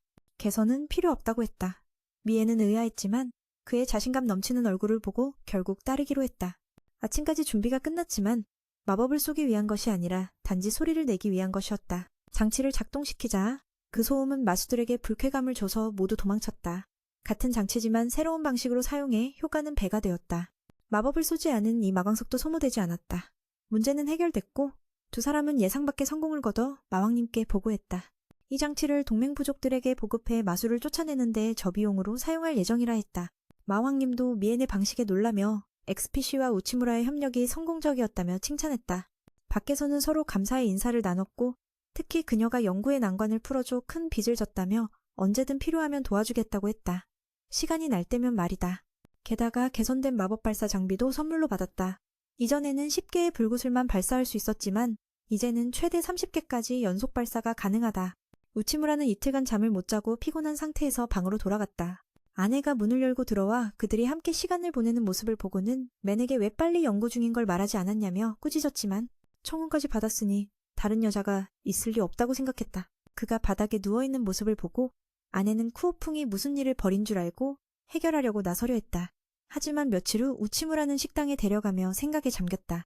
오늘은 식당에 특별한 손님 2명이 있었는데 빨간 머리 소녀가 자꾸 시비를 걸었다. 그 여자가 모자도 벗고 앉으라 하자 맨은 자신의 고집을 내려놓아야 함을 깨달았다. 지금까지 그는 마왕의 명령만을 따르며 일을 해왔지만 그것은 단지 당장의 문제만 해결하는 것에 불과했다. 진정한 발전을 원한다면 스스로 잘못을 찾아 고쳐야 한다는 것을 깨달았다. 정신을 다잡은 그는 용소녀와 함께 시장 조사를 나섰다. 이곳은 가장 번화한 지역으로 많은 물건이 팔리고 있었다. 우치무라는 오늘 데이트인 줄 알고 멋지게 차려입어 칭찬까지 받았지만 사실은 그런 게 아니었다. 올해가 미리 조언해주지 않았다면 뭘 입어야 할지 몰라 난감했을 것이다. 데이트는 전쟁과 같아서 모든 걸 철저히 준비해야 했다. 처음에는 속옷만 입을 생각도 했지만 올해가 반대했다. 우치무라는 인간이니 그런 식으로 입을 필요는 없다고 지금 필요한 것은 귀엽고 사랑스러운 옷과 어울리는 장신구였다. 그녀는 친구에게 고마워하며 데이트가 순조로웠다고 생각했다. 맨은 오늘의 시장 조사가 꽤 괜찮았다고 말했다. 아만드는 맨이 일 때문에 데려간 줄 알았는데 얼굴이 시뻘겋게 변해 화가 난 듯했다. 하지만 맨은 정보를 모으기 위해 직접 듣고 보는 것이 더 필요하다고 했다. 오늘은 시간이 넉넉하니 일단 좀 돌아다니자고 했다. 아만드는 기쁘면서도 아쉬운 마음이었다. 장인들이 만든 수공예품 가게 앞을 지나가자 주인이 손님을 맞았다. 그가 매니마왕의 해외 직원임을 알고 반겼다. 상인들은 새 사천왕의 인간이라 옷차림부터 달라서 금방 알아봤다. 맨은 이 정보를 활용해 지식을 보충하려 했다. 상인들은 맨과 우치무라 커플을 보고 부부컵을 소개했다. 우치무라는 즉시 구매 의사를 밝혔지만 대신 몇 가지 질문을 하기로 했다. 그녀는 그 물건에 대해 걱정했지만 사실 이는 맨의 정보 수집 전략이었다. 아무것도 사지 않고선 어떻게 정보를 얻을 수 있겠는가. 둘이 그 컵으로 술을 마시는 상상을 하던 중 우치무라가 이미 필요한 정보를 얻었다며 불만 가득한 표정을 지었다. 그들은 계속 여기저기 탐색하다가 한 곳에 앉아 이번 조사를 정리했다. 최근 두 큰 부족과 동맹을 맺어 문화와 인력을 교류하고 있었다. 그래서 새 제품을 파는 가게들이 우후죽순으로 생겨나고 있었다. 그러나 그가 우려하는 것은 식량 문제였다. 인구가 급증해 식량 공급이 어려워질 것이고 쌀값이 급등해 주민들에게 큰 부담을 줄 것이었다. 며칠 전 그녀도 몇몇 가게에서 쌀을 사보려 했지만 상인들은 가격을 내릴 수 없다고 했다. 그 이유는 대리점에서 가격을 올렸기 때문이었다. 쉽게 말해 큰 세력이 주민들로부터 쌀을 사서 더 많은 이익을 얻으려고 가격을 높인 것이다. 작은 가게들은 어쩔 수 없이 가격을 올려야 했다. 아만드는 대리점에 항의하고 싶었지만 맨이 아직 추측일 뿐이라며 정보를 더 모아야 한다고 말했다. 그는 대리점 위에 또 다른 상업 조직이 있다고 했다. 성급한 행동은 국가적 혼란을 불러올 수 있다고 경고했다. 아만드는 침착해졌다. 맨의 시각으로 보면 아인간과 마인간 문제뿐 아니라 이 나라에는 해결하기 어려운 문제가 많았다. 그래서 하나씩 조심스럽게 답을 찾아야 한다고 생각했다. 오늘 시장 조사는 여기까지라고 했다. 우치무라는 친구에게 어디 가고 싶은지 물었다. 시간이 아직 있으니까. 그녀는 곧 데이트하러 가는 줄 알고 얼굴이 빨개졌다. 하지만 그때 개놈이 나타났다. 지난번 사건 이후 이 둘은 꽤 친해졌는데 아만드는 상대가 데이트에 끼어들어 매우 속상했다. 개놈은 오늘이 루야 축제라고 말했다. 간단히 말해 사랑하는 연인들이 선물을 주고받는 고대 풍습의 날이었다. 개놈은 군대를 이끄는 아만드에게 병사들을 격려하기 위한 작은 선물을 준비하고 싶어 했다. 당연히 그녀에게는 아무것도 주지 않을 생각이었다. 싸움도 벌어지기 전에 노부부가 나타나 개놈에게 가게를 구해달라고 부탁했다. 세천왕 모두 불쌍히 여겨 상황을 살펴보았다. 노부부는 수년간 치무 가게를 운영했지만 점점 장사가 안 되었다고 했다. 미행과 소녀는 꽤 가까웠다. 아만드는 데이트 중 상대가 끼어들 자 몹시 분해했다. 그날이 유다라는 축제날임을 알게 됐다. 간단히 말해 사랑하는 커플들이 옛 풍습에 따라 서로에게 선물을 주는 날이었다. 그녀는 군대를 지휘함으로 전사들에게 작은 선물로 사기를 북돋아 주고 싶어 했다. 소녀에게는 아무것도 줄 수 없다고 앉아있던 그녀가 말했다. 말다툼도 하기 전에 한 노부부가 나타났다. 그들은 개놈에게 가게를 구해달라 애원했다. 너무 안타까워 세천왕 모두 현장을 살펴보기로 했다. 노부부는 수년간 이 지무가게를 운영했지만 점점 장사가 안 되더니 어제 악명 높은 상인이 나타나 가격이 급등했다며 저렴하고 맛있는 지무가 잘 팔릴 거라고 대량 주문을 했다. 두 부부는 기뻐하며 밤새 최선을 다해 준비했지만 아침에 주문이 취소됐다. 이유는 이 빵이 당일만 먹을 수 있기 때문이었다. 장사가 힘든데 이 일까지 겹쳐 가게가 망할 위기에 처했다. 이 말을 듣고 개놈은 친구인 우치무라에게 해결을 부탁했다. 그는 협상에 능하고 요리에 대한 지식도 풍부했다. 우치무라는 상황이 꽤 심각하지만 구할 수 있다고 말했다. 가장 중요한 건 시장 조사 데이터를 잘 활용하는 것이었다. 미엔이 빵을 맛보니 맛이 나쁘지 않았다. 그는 확신했다. 반드시 가게를 구할 수 있다고. 개놈이 다시 확인하자 그는 이미 계획을 갖고 있다고 자신감을 보였다. 듣고 소녀도 맡겼다. 아만드는 적이 사라져 기뻐했다. 미에는 비즈니스에서 고객 타깃이 가장 중요하다고 말했다. 먼저 이 빵은 당일만 유통기한이 있으니 오늘 300개를 다 팔아야 한다. 이는 반년 칩빵량과 맞먹었다. 맛을 본 그는 이것이 옛 세계의 모찌와 비슷하다고 느꼈다. 겉모습은 단순하지만 맛도 괜찮았다. 이것이 몇 년 전까지 인기 있었던 이유였다. 지금은 전통 음식이 점차 사라지고 있어 새로움이 필요했다. 지무에는 주된 맛이 없어 여러 종류로 변형 가능했다. 그는 이런 점에서 매우 능숙했으니 걱정하지 말라고 했다. 두 부부도 안심했다. 아만드는 두 부부에게 지금까지 빵을 구매한 고객 대부분이 이전 세대의 노인들이었음을 알렸다. 하지만 요즘은 그들조차 빵을 먹지 않는다고 했다. 도대체 어떻게 지금까지 팔리고 있는지 이해할 수 없다는 그녀의 말에 그는 침착하게 계획을 세우자고 했다. 두 부부는 함께 치무빵을 다양한 맛으로 변형시키기로 했다. 그녀는 비슷한 가게들의 협력을 요청하러 다녀야 했다. 서로 윈윈할 수 있는 조건이라서 분명히 승낙할 거라 확신했다. 모든 준비를 마친 후 그는 홍보 캠페인을 시작했다. 근처에서 사람들이 불꽃놀이를 보고 있었기에 그는 그 군중을 활용해 오늘이 유다전라는 축제임을 알리며 이야기를 시작했다. 아만드는 임무를 수행하면서도 그 현장에 끌려 들어가 어쩔 줄 몰라 했다. 결국 그녀는 일을 마친 후 휴식을 취하며 분위기를 즐겼다. 이런 여유가 그녀의 팬들을 끌어들이는 데 도움이 될 것이었다. 요즘 젊은 세대는 이날의 의미를 거의 알지 못했다. 이를 이용해 우치무라는 사랑 이야기 하나를 들려주었다. 동시에 자연스럽게 전통 빵치무를 이야기 속에 녹여냈다. 그는 빵을 파는 한 커플의 사랑 이야기와 권력자가 그 여자를 자기 아내로 삼으려 해두를 갈라놓으려 한 이야기를 전했다. 결국 남자는 유다절에만 여자와 만날 수 있었고 둘은 함께 치무빵을 먹으며 마음대로 살 수 있는 미래를 기원했다. 그 기도가 하늘에 닿아 두 연인은 달로 옮겨져 행복하게 살게 되었다는 전설이었다. 이야기를 들은 근처의 커플들이 갑자기 그 빵을 먹어보고 싶어 했다. 우치무라는 이것이 유다절의 유래임을 설명했다. 오늘 밤은 초승달이라 연인과 함께 전통빵을 먹기에 완벽한 날이었다. 그는 이전에 친구인 게놈에게 유다절의 세부 사항을 물어본 적 있었다. 사실 지구의 밸런타인데 이와 크게 다르지 않았다. 우치무라는 사랑의 날 마케팅 캠페인에 참여한 경험으로 목표 고객층을 잘 알고 있었다. 이제는 노인층이 아닌 젊은 세대가 대상이었다. 그래서 노부부는 다채로운 색깔의 치무빵을 내놓았다. 원래 300개의 작은 빵을 변형해 크기를 키워 수량을 줄였고 빨리 팔리도록 했다. 사람들은 처음엔 이 빵이 노인들 음식이라 생각했지만 맛에 깜짝 놀랐다. 우치무라는 왜 젊은 세대가 구매하는지 그녀에게 설명했다. 사업을 유지하려면 끊임없이 새로움을 추구해야 한다. 이것이 바로 시대에 맞는 고객층, 즉 타깃 고객을 잡는 방법이었다. 조사 결과 축제에 참석한 주된 인원은 젊은 층이었다. 그렇다면 당연히 잠재 고객인 그들을 노려야 했다. 젊은이들은 새로운 것을 좋아하는 경향이 있기 때문이다. 그가 이렇게 다양한 맛을 창조해냈다는 것만으로도 노부부의 생계를 보장할 수 있게 되었다. 어쩌면 이 빵은 앞으로 시장에서 사랑받는 상품이 될지도 모른다. 나는 몰래 이 빵이 앞으로 여러 나라로 퍼져나가는 미래를 상상하며 정보를 수집해 마왕 군대에 보고해야겠다고 생각했다. 이것은 한 번의 화살로 요괴를 쓰러뜨리는 전략이라 할 수 있으나 성공 여부는 아직 장담할 수 없다. 오후가 되자 300개의 초기빵은 모두 팔려나갔다. 노부부는 천황들에게 어떻게 감사를 표해야 할지 몰랐다. 두 사람은 이것이 자신들의 노력 덕분이라고 생각했다. 또한 개놈 덕분임도 잊을 수 없었다. 아만드는 짜증 섞인 목소리로 그 아이가 무슨 일을 했기에 그런 말을 하는지 물었다. 그가 빵을 사러 온 손님 중에는 개놈의 팬들도 많았다. 그들은 부인을 도와 응원해 주었고 분명히 이 가게에 대한 입소문을 널리 퍼뜨렸을 것이다. 그래서 빵이 이렇게 쉽게 팔린 것이다. 게다가 몇몇 손님은 아만드가 거기에 있는 것을 보고 마인에 대한 생각이 조금 바뀌었다. 부인은 자신이 인종차별자가 아니라고 말했다. 단지 그 아이가 마음에 들지 않았을 뿐이다. 그 뒤 노부부는 천황 2명에게 감사의 표시로 빵 몇 개를 급히 구웠다. 아만드는 수줍은 표정을 지었는데 민의 말에 따르면 그 빵을 먹는 커플은 사랑에 빠진다는 전설이 있다고 한다. 그래서 빵과 함께 머그컵도 선물했는데 오늘 함께 갔다는 의미에서였다. 아만드는 기뻐하며 결혼하는 모습을 상상했다. 전에 마강석을 선물했고 이번에는 부부의 컵이라니 벌써 둘은 한 몸이나 다름없었다. 즐거운 순간에 줄이 끊어졌지만 매는 계속 일 이야기를 했다. 부인은 그 바보 같은 이름을 꾸짖으며 일에 미친 것 아니냐고 말했다. 저녁에는 그가 돌아와 새 프로젝트 보고를 마왕님께 했다. 오늘 조사로 매는 많은 것을 깨달았다. 언급된 것은 황금이었는데 이웃나라 황금국에서 나오는 것이었다. 발전하려면 부유한 나라와 거래해야 하며 그렇게 하면 피아의 실력이 올라가고 식량 부족 문제도 해결할 수 있다. 우치무라는 주군에게 어떤 물건으로 거래할지 물었고 그는 마법 장비가 가장 적합하다고 생각했다. 현재 그것은 독점 생산품이었다. 우치무라는 약간 망설였지만 마왕은 그녀처럼 뛰어나서 기술을 훔칠 수 있는 사람은 많지 않다며 걱정하지 말라고 설득했다. 설령 모방에 성공해도 괜찮다고 했다. 여기서 중요한 것은 인재다.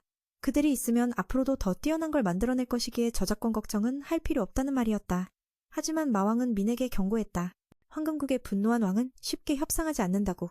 며칠 뒤 모든 준비를 마친 그는 외부로 출장을 떠났다. 올레와 맨더가 배웅하며 황금국이 분노왕국이니 조심하라고 당부했다. 함께 가줄까 묻자 그는 반대했다. 이번 평화회담은 신임 사천왕으로서 소개하는 자리이기 때문이라고 했다. 그 말을 듣고 용녀는 더 이상 요구하지 않았다. 그는 분노왕이 젊고 유능하지만 변덕스러운 성격이라 화나면 목숨이 위험할 수 있다고 전했다. 과거에는 가짜 물품 유통상인이 악명 높아 악어에게 먹혔다고 했다. 우치무라는 깜짝 놀랐지만 출발할 수밖에 없었다. 그녀는 마치 아내가 남편을 배웅하듯 따라가며 지갑이나 선물을 잊지 말고 참을미하면 쉬라고 그리고 뇌물을 받지 말라고 특히 예쁜 여자에게는 조심하라는 충고를 했다. 매는 분노왕국에 도착했다. 이곳은 번영한 도시라 모든 것이 화려했다. 한눈에 봐도 금은보화를 사는 여자들이 많았다. 마왕군대의 주 수출품은 곡물이었으나 인구가 급증하면서 소비량도 늘어 수입을 고려하고 있었다. 수출을 대체할 새 상품이 필요해 이번 방문은 마왕군대를 위해 황금을 확보하는 협상이었다. 황금은 옛 세계의 달러처럼 모든 것을 살 수 있었다. 분노왕국은 엄청난 금 보유국으로 알려져 있었다. 매는 실패할 수 없다는 결심으로 성 안으로 들어갔다. 우치무라는 미리 약속해 연락이 닿아 곤란을 겪지 않아 다행이라며 안도의 숨을 내쉬었다. 그는 신임 사천왕 지위를 이용해 집을 좀 요청했다. 그때 분노왕도 나타났다. 그는 금과 보석으로 치장해 위험을 더했다. 우치무라는 자신을 소개했으나 갑자기 말을 끊겼다. 사실 그는 마에 대해 이미 모든 것을 알고 있었다. 그는 해외 관리로 마왕군대에 크게 기여했고 뛰어난 사업 능력으로 종족 통합과 개혁을 추진했다. 내가 아무것도 모를 거라 생각하느냐는 말에 매는 당황했다. 분노왕은 모든 정보가 다 밝혀진 상황에 매우 능력 있다고 생각했다. 매는 왜 임명된 지 오래됐는데 이제야 왔는지 이해하지 못했다. 왕의 위압에 눌려 그는 즉시 무릎 꿇고 사죄했다. 상황은 더 심각해졌다. 이번 협상의 주요 목표는 지위가 높은 쪽이 우위를 점하는 것이었다. 압박감은 감당하기 어려웠다. 맨도 본론을 듣고 싶어 했다. 부르신 이유가 단순한 인사가 아니리라 생각했다. 우치무라는 즉시 왕에게 바칠 선물을 준비했다며 은으로 만든 수공예품을 내밀었다. 분노왕은 그것들을 손으로 부수며 금 왕국의 은이라니 무례함 그 자체라며 맨을 놀라게 했다. 이는 은을 이용해 주력 상품의 가치를 높이는 전략이었다. 분노왕이 덫에 걸리자 그는 로즈마린이라는 제품을 소개했다. 이 제품은 마술을 쫓아내는 능력이 있었다.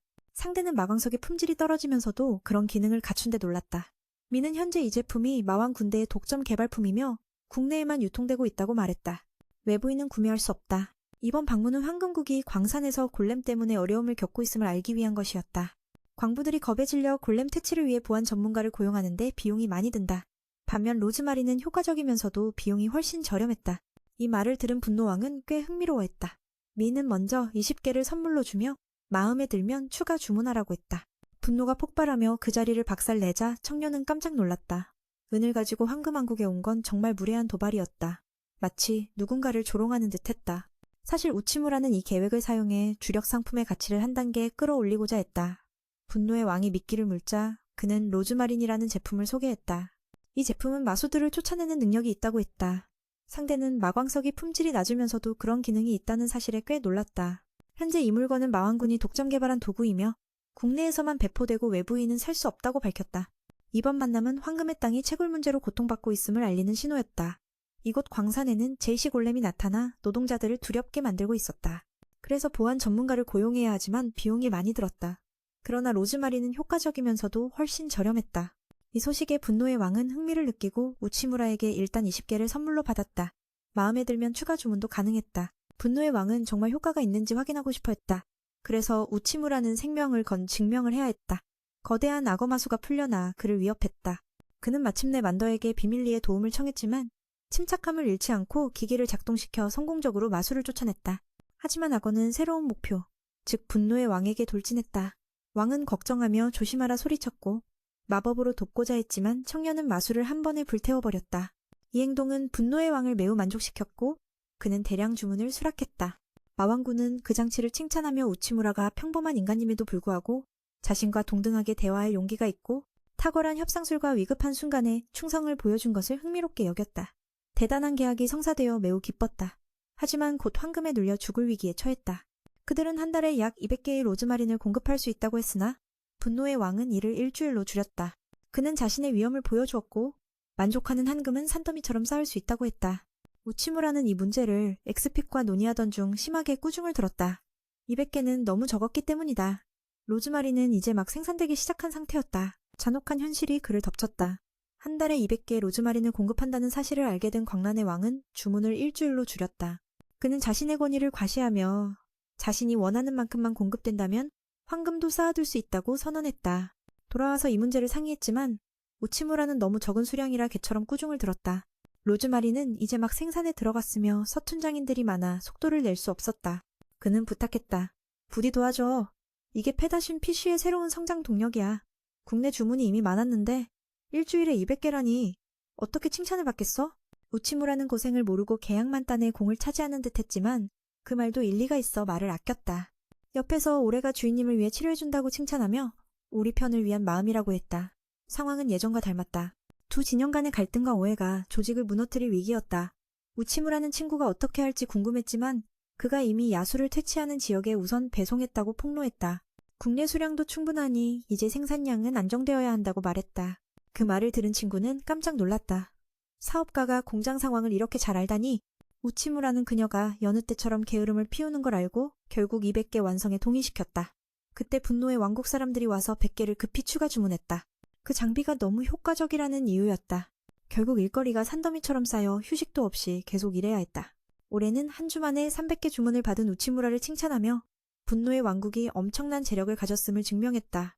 각 세트 가격은 약 50만 원, 총 300세트는 1억 5천만 원에 달하는 거액이었다. 매는 이번에 심리 전략, 즉 앵커 효과를 썼다고 했다. 불확실한 결정을 내려야 할 때 사람들은 처음 받은 정보를 기준으로 삼는다. 그래서 처음에는 은제품을 기준으로 로즈마린 가치를 측정해 왕국이 그 앵커를 붙잡고 가격을 책정하도록 했다. 덕분에 캠페인은 성공적이었다. 약간 위험하긴 했지만 올해는 제품 소개에 이런 방법을 쓴 걸 보고 충격을 받았다. 그때 상대편이 또 100세트를 긴급 주문해 이는 우치무라 같은 이에게 큰 부담이었다. 그는 다시 꾸중을 들었지만 포기하지 않고 친구가 신명의 인력을 더 뽑아 작업 속도를 최대한 끌어올렸다. 다음날 첫 200세트를 성공적으로 배송했고 모두 기뻐하며 힘을 얻었다. 이어서 200세트도 완성되어 곧 배송만 남았다. 우치무라는 이 제품이 한 달간 사용할 수 있어 다음에도 분노의 왕국이 계속 주문할 것이라 기대했다. 이후 그는 성공을 기뻐하며 단골 음식점으로 향했다. 물론 기분은 매우 좋았지만 동시에 그래서 우치무라는 한 가지를 잊고 말았다. 사업에서는 언제든지 변수가 생길 수 있다는 사실을. 그런데 올해가 가서 확인해보니 상대방의 주문을 전부 취소했다는 통보를 받았다. 이유는 분노왕이 더 이상 구매하지 않기로 결정했기 때문이었다. 그는 이미 다른 곳에서 같은 제품을 절반 가격에 공급받기로 했기에 다음부터는 그쪽에서 구매할 것이라고 한다. 우치무라는 믿기 어려운 현실에 직면했다. 아직도 엑스피티의 제품이 위조될 수 있다니 정말 말도 안 되는 일이다. 결과적으로 그는 비난을 감수해야 했고 창고에는 재고가 쌓였다. 얼마 전 공장에서는 마광석을 대량 주문했는데 이번 손실은 연쇄적으로 다른 문제들을 불러왔다. 마왕군의 상인은 공경에 빠져 낡은 장비로 훈련을 해야 할 지경에 이르렀다. 병사들은 새 사천왕이 무언가 잘못했다고 생각하며 예산이 줄어든 것은 당연한 일처럼 여겨졌다. 아래는 억울함을 대신해 변호하려 애썼다. 이번 일은 마왕군뿐 아니라 아인 인사이드 쪽도 모두가 어려움을 겪고 있었고 밖에서는 이 일에 대한 말들이 무성했다. 곧 부족한 자금 때문에 다시 굶주림에 시달릴 것이라는 우려가 커졌다. 지불은 ZM 화폐로 이루어져야 했고 우치무라는 짧은 시간에 여러 문제와 충격을 맞닥뜨려 당황할 수밖에 없었다. 그는 모든 피해자들에게 사과할 뿐이었다. 무거운 책임감이 어깨를 짓눌렀다. 이번 사건 이후 마왕군의 재정은 급격히 악화되고 발전 속도는 멈추며 병사들의 사기도 무너질 위기에 처했다. 즉시 그는 마왕님께 와서 모든 책임을 자신이 지겠다고 말했다. 주군은 왜 자신이 실수를 저질렀다고 생각하는지 이유를 듣고 싶어 했다. 우선 분노왕의 본성이 문제였다. 그는 이번 일을 너무 가볍게 여겼고 대량 주문을 받으면서도 의심하지 않았다. 원래라면 처음부터 위험 대비책을 마련했어야 했는데 그게 없었기에 마왕군은 큰 피해를 입었다. 동시에 국가 확장의 필수 요소인 금해문도 닫히고 말았다. 그래서 그는 주군에게 자신을 꾸짖어도 좋으니 모든 처벌을 달게 받겠다고 말했다. 주군은 한 사람이 모든 것을 완벽히 할 수 없다며 아무리 조심해도 실패는 실패라고 말했다. 하지만 중요한 것은 앞으로 무엇을 하느냐였다. 하나는 자신의 실수를 무시하는 것이고 다른 하나는 그것을 인정하고 교훈으로 삼는 것이다. 마왕님은 부하에게 부끄러워하지 말고 이번 값비싼 교훈을 통해 일어서라고 조언했다.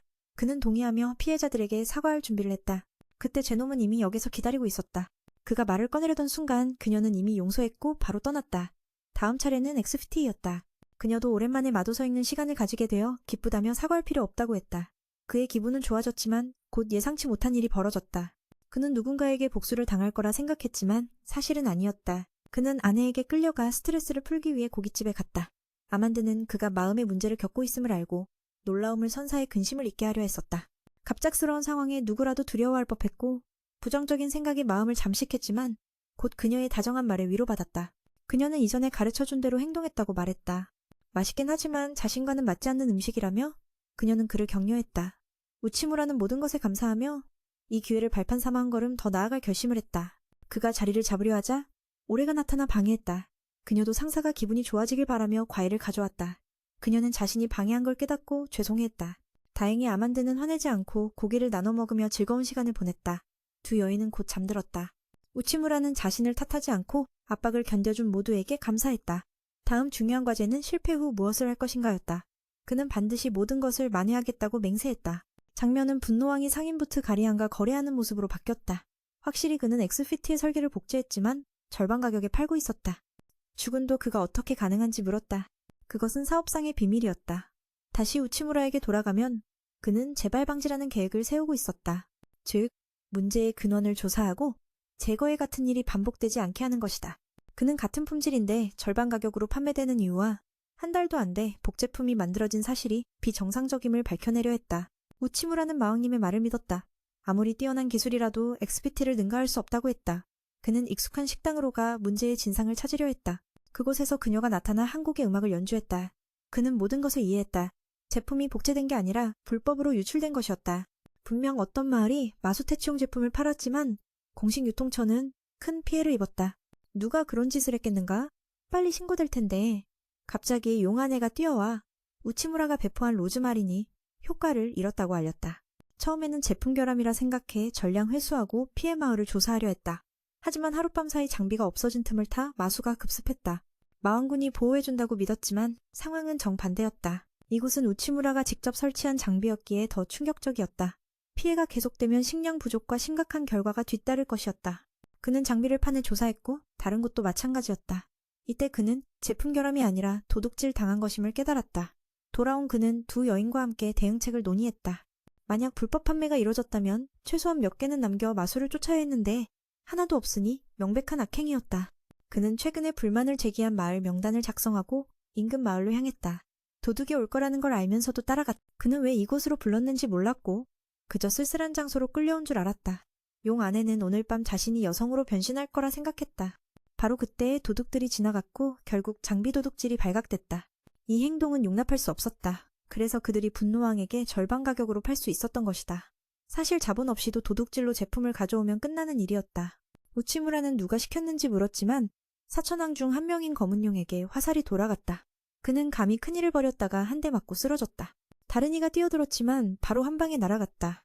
그러자 다른 도둑들이 동료들을 불러 철수했다. 생명을 보존하기 위한 선택이었다. 우치무라도 추격할 생각은 없었다. 상대의 행위를 확인했으니 쉽기 때문이었다. 며칠 후 상인부트 가리아는 평소처럼 분노왕에게 제품을 팔았다. 그는 배송 속도와 안정성을 칭찬받았고 짧은 시간 내에 마왕군의 핵심 제품과 유사한 물량을 준비했다. 이 행동은 분명히 계속 이어졌다. 조금은 무례하지만 분노의 왕은 여전히 지지한다. 부트가리아는 칭찬을 받았지만 교만해하지 않는다. 정해진 수량을 정확히 배송하는 것은 상인으로서 당연한 일이라 여기기에 자신의 목표를 달성하기 위해 어떤 수단도 가리지 않을 것이다. 그는 사람들이 붙여준 두 별명, 예언자 상인과 죽음의 상인을 자랑스럽게 여긴다. 부자가 되는 방법은 간단하다. 싸게 사서 비싸게 파는 것. 바로 그것이 사업의 핵심이다. 그리고 그런 상인이라면 언제나 높은 이윤을 낼 수 있는 상품을 찾는다. 그는 영리해서 시장을 조종할 줄 안다. 소문이 퍼지면 상품 가치는 떨어지지만 그는 항상 앞서가며 트렌드를 읽어 누구보다 먼저 대량으로 사들인다. 늦게 움직인 이들은 그저 남은 것만 겨우 집어갈 뿐이다. 그 행동은 마치 예언자 같아서 사람들이 그에게 그런 별명을 붙인 것이다. 마왕군이 분노의 왕국과 연락을 취했다는 소식을 듣고 그는 이미 좋은 기회를 감지했다. 비록 작은 나라지만 마왕은 강력하다. 그들이 움직이면 사업 기회가 온 것이다. 하지만 그들의 상품은 그를 놀라게 했다. 구매하거나 저작권을 훔칠 수 없었기 때문이다. 이 제품은 나라의 필요를 충족시키면서도 운반이 쉽고 가격도 높았다. 싸게 사서 비싸게 팔 수 없으면 그냥 훔쳐버리면 된다. 국내 공급원이 빠르니까. 그렇게 그는 큰 이익을 거뒀다. 오늘처럼 금화가 분노의 왕국을 떠나려 할 때 갑자기 부트가리안이 멈춰섰다. 왕의 명령으로 그가 체포되어 끌려왔다. 왕 앞에서 그는 당황한 기색으로 이유를 물었다. 그리고 새로 받은 장비를 꺼냈다. 왕이 간단히 망가뜨리자 이것은 쓸모없는 폐기품이었다. 교활한 이 남자는 아직 우치무라가 덫을 놓았다는 걸 몰랐다. 분노의 왕은 분노하며 물었다. 이게 대체 무슨 상황이냐? 상인에게 칭찬을 보내면서도 나라를 속이려 했다는 점을 이해할 수 없었다. 그는 왜 그런 일이 벌어졌는지 이해하지 못했다. 분명히 이건 정품이었는데 왜 작동하지 않는단 말인가? 그때 맨이 나와 이유를 설명했다. 이 장비는 해외산이고 마왕군의 유명한 기술이었다. 부트가리아는 조심스러워졌다. 그는 이 사람이 강력해서 잔혹한 자들을 제압하고 미노타우르 족장과 오크 족장도 그에게 복종한다고 생각했다. 그 소문은 이해할 수 없었지만 긍정적인 신호였다. 그는 로즈마린 제품에 대한 사건 전말을 보고했다. 그 제품은 마왕군만이 독점하는 마수 퇴치용 장비였다. 최근 우리 쪽에선 자주 도난 사건이 발생했다. 그는 신기술을 지키고 국민 안전을 위해 도난이 더 이상 벌어지지 않도록 했다. 그래서 도둑들을 속인 것이다. 우치무라는 비슷한 제품을 내놓았다. 겉보기엔 로즈마린과 똑같지만 기능은 전혀 없고 빈 껍데기뿐이었다. 왕도 그 기질을 칭찬했다. 심지어 자신도 알아채지 못할 정도였다. 사건이 터지자마자 그는 즉시 가짜 장비를 만들어 밤새 곳곳에 뿌리도록 지시했다. 도난이 일어날 것으로 예상되는 지역에 말이다. 이 작업은 높은 기술력을 요구했기에 간단하지 않았다. 다행히도 부인은 최고급 케이크를 사오는 조건으로 동의했다. 우치무라가 도둑을 잡지 않은 이유도 그들에게 활동 기회를 주어 결국 우리와 마왕군이 함께 꾸민 함정에 빠지도록 하기 위함이었다. 이 방법 덕분에 마을들은 더 이상 피해를 입지 않았다. 그렇게 우리는 평화를 지키며 기술을 보호했다. 이 이야기는 단순한 상인의 교활함을 넘어 국가 간 신뢰와 전략이 맞물린 드라마였다. 만약 당신이 이 인물처럼 절망 속에 갇힌다면 잠시 숨을 고르고 스스로에게 물어보라. 나는 어떻게 나의 어둠을 견딜 수 있을까? 때로 필요한 것은 힘이 아니라 단 한 번이라도 믿어주는 누군가일지도 모른다. 아, 이참에 가리안을 좀 묻고 싶다. 도대체 왜 그가 폐기된 제품들을 폐하께 넘긴 거지? 이자는 입이 무거워 변명할 길이 없었다. 일단 함정에 빠지면 지금까지 쌓아온 모든 일이 물거품이 된다. 이 음모는 미리 계산된 것이었고 게다가 국왕 앞에서 정체가 드러난 이상 하늘로 도망쳐도 도망칠 수 없었다. 궁지에 몰린 가리아는 달콤한 말로 국왕을 달래고 죄를 덜 받으려 했었다. 자신의 상품이 마왕군 제품과 우연히 비슷할 뿐이라고 주장하며 과거에 수많은 수모를 겪고 지옥 같은 경험을 통해 교훈을 얻었다고 말했다. 아무리 고통스러워도 살아남기만 하면 새 삶을 시작할 수 있음을 약속했다. 그는 왕의 분노를 달래며 모든 요구를 충족시키겠다고 다짐하며 자신의 전 재산을 이곳에 바치겠다고 했다. 살아 돌아가서 국왕을 위해 보답하기를 바라는 마음이었다. 하지만 미친 국왕은 가차없이 직결 처형을 선고하며 즉시 집행했다. 마치 큰 악어가 돼지 새끼를 잡아먹듯 상대방은 두려워 목숨을 구걸했다. 하지만 아직 해야 할 일이 많았다. 특히 아이들은 그가 돌아오길 간절히 기다리고 있었다. 그때 우치무라가 갑자기 나타나 미친 국왕을 구했다. 국왕은 그에게 왜 감히 왕의 판단에 끼어드는지 물었다. 이미 왕의 뜻에 따라 가리안의 정체를 폭로했는데 그가 반역을 했다니 정말 치사하다고 했다. 이는 타국 내정에 간섭하는 행위로 국왕의 권위를 짓밟는 것과 같았다. 그러나 가리안은 침착하게 이번 행동이 옳았다고 답했다. 젊은이는 즉시 두 마리 전기용룡을 불러 위압했지만 계속 말할 기회를 줬다. 미친 국왕은 가리안이 죽을 준비가 됐다고 생각했다. 그러나 가리안은 자신이 이 일을 벌인 이유가 폐하 때문이라고 말했다. 폐하가 없으면 이 나라가 멸망할 것이라 믿었기에 나라와 왕을 위해 도저히 가만히 있을 수 없었다고 했다. 죄는 있어도 마음은 순수하다고 했다. 젊은이는 믿지 않았다. 마왕군과 무관한 상인이 나라를 멸망시킬 수 있다니. 우치무라는 금채굴의 필수적인 분말감에 대해 이야기했다. 이 특별한 분말을 섞으면 금을 광석에서 쉽게 분리할 수 있다. 일반적인 방법으로는 시간도 많이 들고 비효율적이었다. 이 분말을 거래하는 상인은 단 한 명, 바로 가리안뿐이었다. 이 분말은 먼 나라 토키에서 수입되는데 현재 그곳은 전쟁으로 수출을 제한하고 있었다. 하지만 가리안은 장기간 사업을 해와 특별히 허가를 받았다. 그가 이 사실을 알게 된 건 국내에서 금을 생산하려 시도하며 조사를 했기 때문이다. 게다가 그는 전쟁 피해 지역의 식량을 모아 나누는 일도 했다. 죽음의 상인이라는 별명도 있었는데 전쟁터 한복판에서 거래를 멈추지 않았기 때문이었다. 토키 국가는 그 공로를 인정해 그에게 수출권을 맡겼다. 이런 중요한 인물을 죽인다면 나라에 큰 손실이 될 것이다. 미친 국왕은 차분히 물었다. 왜 그가 목숨을 걸었는지. 가리안과 그 젊은이는 마왕군과 전혀 무관하다. 오히려 우치무라는 코브라처럼 앞길을 가로막는 존재였다. 우치무라는 천진난만하게 말했다. 남이 어려움에 처하면 도와야지 꼭 손익을 따질 필요가 있나요? 이 말에 두 사람은 할 말을 잃었고 미친 국왕은 크게 웃었다. 역시 흥미롭다며 그 덕분에 그들은 위기에서 벗어났다. 가리안은 구원에 깊이 감사하며 그의 능력을 존경했다. 누가 미친 국왕을 웃게 만들 수 있을까? 가리안 덕분이었다. 하지만 우치무라의 진짜 공포는 이제 시작이었다. 그는 돼지 주인의 도움으로 밖으로 나가 그의 아이들이 몰려오는 걸 보았다. 걱정한 나머지 가리안은 이미 그들의 신상을 조사해두었다. 그는 평범한 출신이지만 끊임없는 노력으로 성장했고 전쟁 지역의 고아들을 돌보고 있었다. 이 점이 존경받아 전폭적인 지원을 받았다. 미친 국왕에게도 이해받았고 모든 가족이 깊이 감사했다. 사건이 끝난 뒤 그는 상인에게 로즈 미니네를 다른 나라에 배분해달라고 부탁했다. 서로 윈윈이었다. 그의 명성 덕에 판매가 수월해졌다. 사기 사건은 덮어두기로 했다. 가리안은 앞으로 더 안전한 방식으로 사업을 바꾸겠다고 다짐하며 이번 거래를 성공으로 만들겠다고 약속했다. 또한 우치무라에게 마왕영톤의 상회가 수상한 움직임을 보인다는 정보를 주었다. 조심하라는 경고였다. 며칠 후 우치무라는 마왕에게 호출되었다. 현재 금값이 급등해 많은 사람이 굶주리고 있었다. 마왕은 이 상태를 끝내길 원했다. 우치무라는 즉시 동의하며 가리안의 조언을 떠올렸다. 상회의 수상한 행동이 원인임을 깨닫고 악질들을 혼내줄 계획이었다. 그런데 마왕은 그녀를 북부로 보내 반란을 진압하라고 명령했다. 우치무라는 이번엔 직접 행동하기로 결심했다. 상회 수장을 만나 협상할 예정이다. 이미 사천왕이 찾아왔다는 소식도 들었지만 그는 침착했다. 어떻게 할지 호기심이 생겼다. 다음날 아침 우치무라는 임무 수행 중 신피씨를 만났다. 그녀는 이번 일에 대해 알고 있었고 함께 가고 싶어 했다. 무엇보다 새 복장이 이상하다고 느꼈다. 그는 신피씨를 유심히 바라봤다. 밖에서 이렇게 입으면 자신을 벨린다라 불러야 들키지 않는다며 그녀는 함께 가려는 이유를 설명했다. 상해의 중추는 엘프 혈통 출신이 많아 엘프 혈통인 그녀가 있으면 대화가 수월할 거란 것이었다. 외관이 부족한 옷차림은 마인이라 무시당하지 않기 위한 연출이었다. 그의 이해를 얻었지만 여전히 그녀의 두 가슴을 유심히 바라봤다. 도착한 후 그들은 수장과 대화하기 위해 기다렸으나 4시간이 지나도 아무도 나오지 않았다. 우치무라는 지쳐갔다. 우치무라는 이번에는 자신이 직접 행동하기로 마음먹고 상해 대표를 만나러 갔다. 그는 이미 사천왕이 찾아왔다는 소식을 들었지만 매우 침착했다. 무슨 일이 벌어질지 호기심이 가득했다. 다음날 아침 임무를 수행하러 가던 중 그는 신피씨를 만났다. 그녀는 이번 일에 대해 이미 알고 있었고 함께 가고 싶어 했다.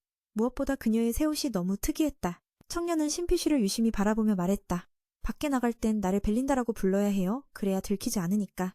그녀는 함께 가려는 이유를 설명했다. 상회의 핵심 멤버는 엘프 출신인데 엘프 혈통인 그녀가 있으면 대화가 더 수월할 것이라 했다. 또한 그녀가 입은 옷차림은 마이님에도 무시당하지 않기 위한 방편이었다. 그의 이해가 깊어졌고 그녀의 두 가슴도 꼼꼼히 살펴보았다. 상해에 도착한 두 사람은 리더를 기다리며 대기했다. 우치무라는 처음에 이 만남이 마왕의 명령이라면 무시당하지 않을 거라 생각했지만 결국 4시간 동안 아무도 나타나지 않아 답답해졌다.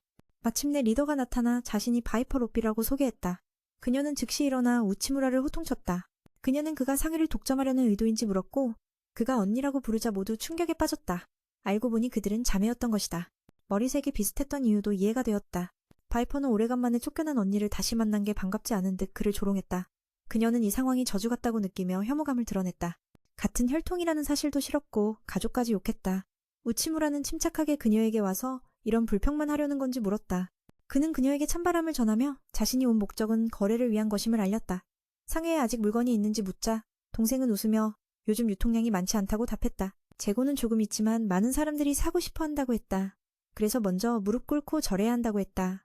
두 사람은 무시당한 것에 충격을 받았지만 메이는 익숙한 듯 즉시 무릎을 꿇고 바이퍼에게 간청했다. 바이퍼는 기뻐하며 웃었고 우치무라를 칭찬했다. 결국 시장 가격으로 짐 ZM은 한 봉지를 사는데 5만이 필요하다고 했다. 정말 터무니없는 가격이었다. 떠나기 전 우치무라는 아직 무릎 꿇는 게 너무 어리석다고 조언했다. 사회에서 무시당하면 끝이라며 두 사람은 분노에 가득 차 협상에 실패한 채 돌아갔다. 엑스핏은 화가 나서 그들의 집을 불태우려 했지만 친구가 말려서 멈췄다. 그 친구는 나도 화가 난다고 말했다. 우치무라는 괜찮다며 만약 마족이 사람들을 돕는다면 평생 무릎 꿇는 것도 괜찮다고 했다. 그리고 그런 일로 자신이 굴욕감을 느끼진 않는다고 했다. 그의 성숙함에 엑스핏도 마음을 누그러뜨리며 우치무라를 칭찬했다.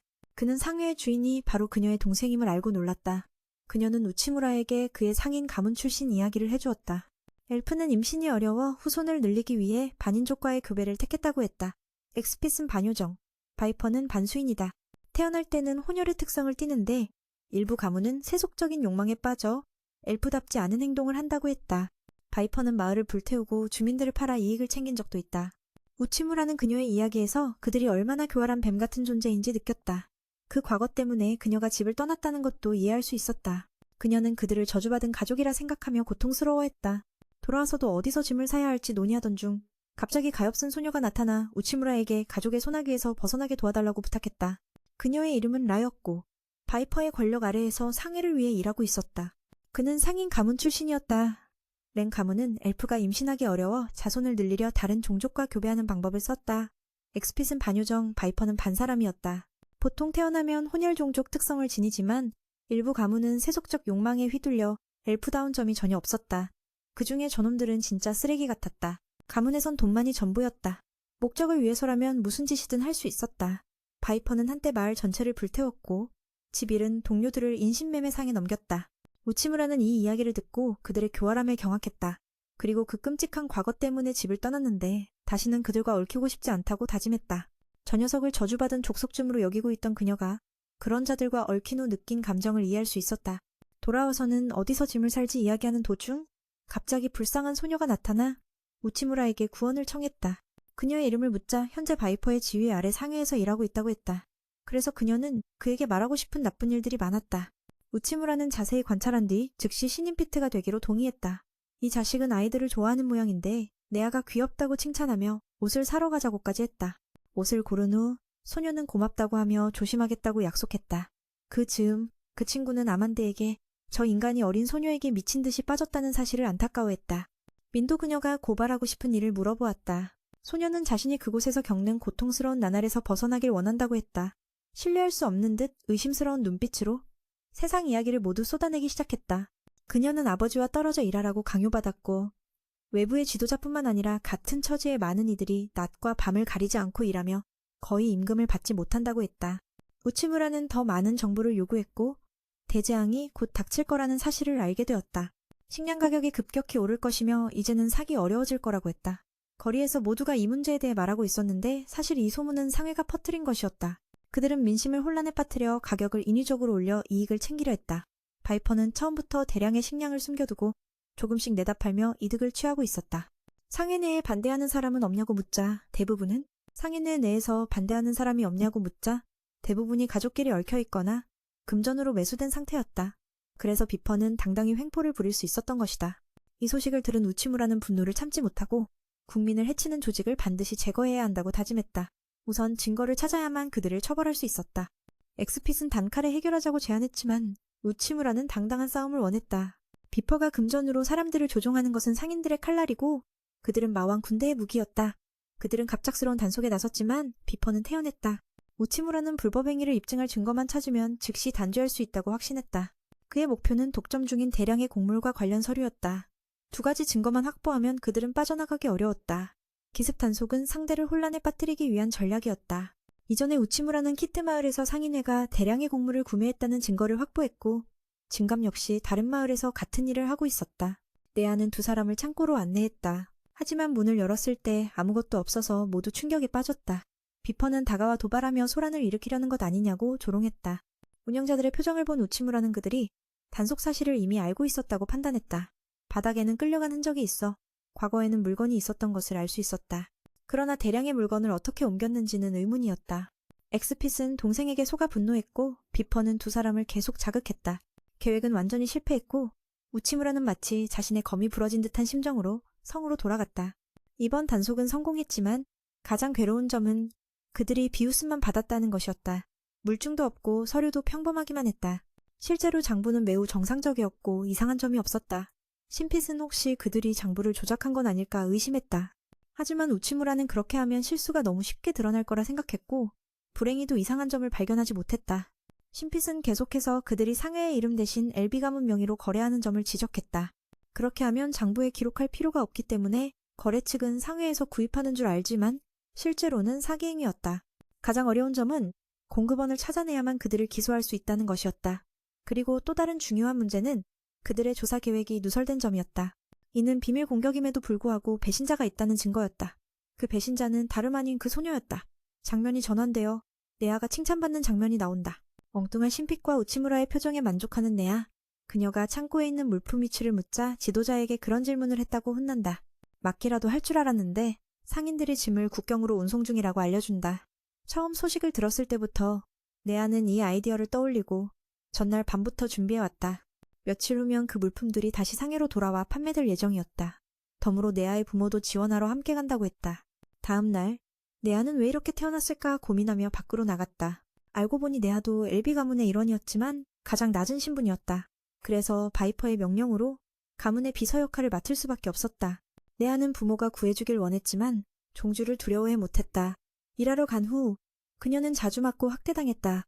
왜냐하면 자신이 싫어하는 언니를 닮았기 때문이었다. 그래서 네아는 신핏에 대한 정보를 모으며 언니처럼 보이지 않으려 애썼다.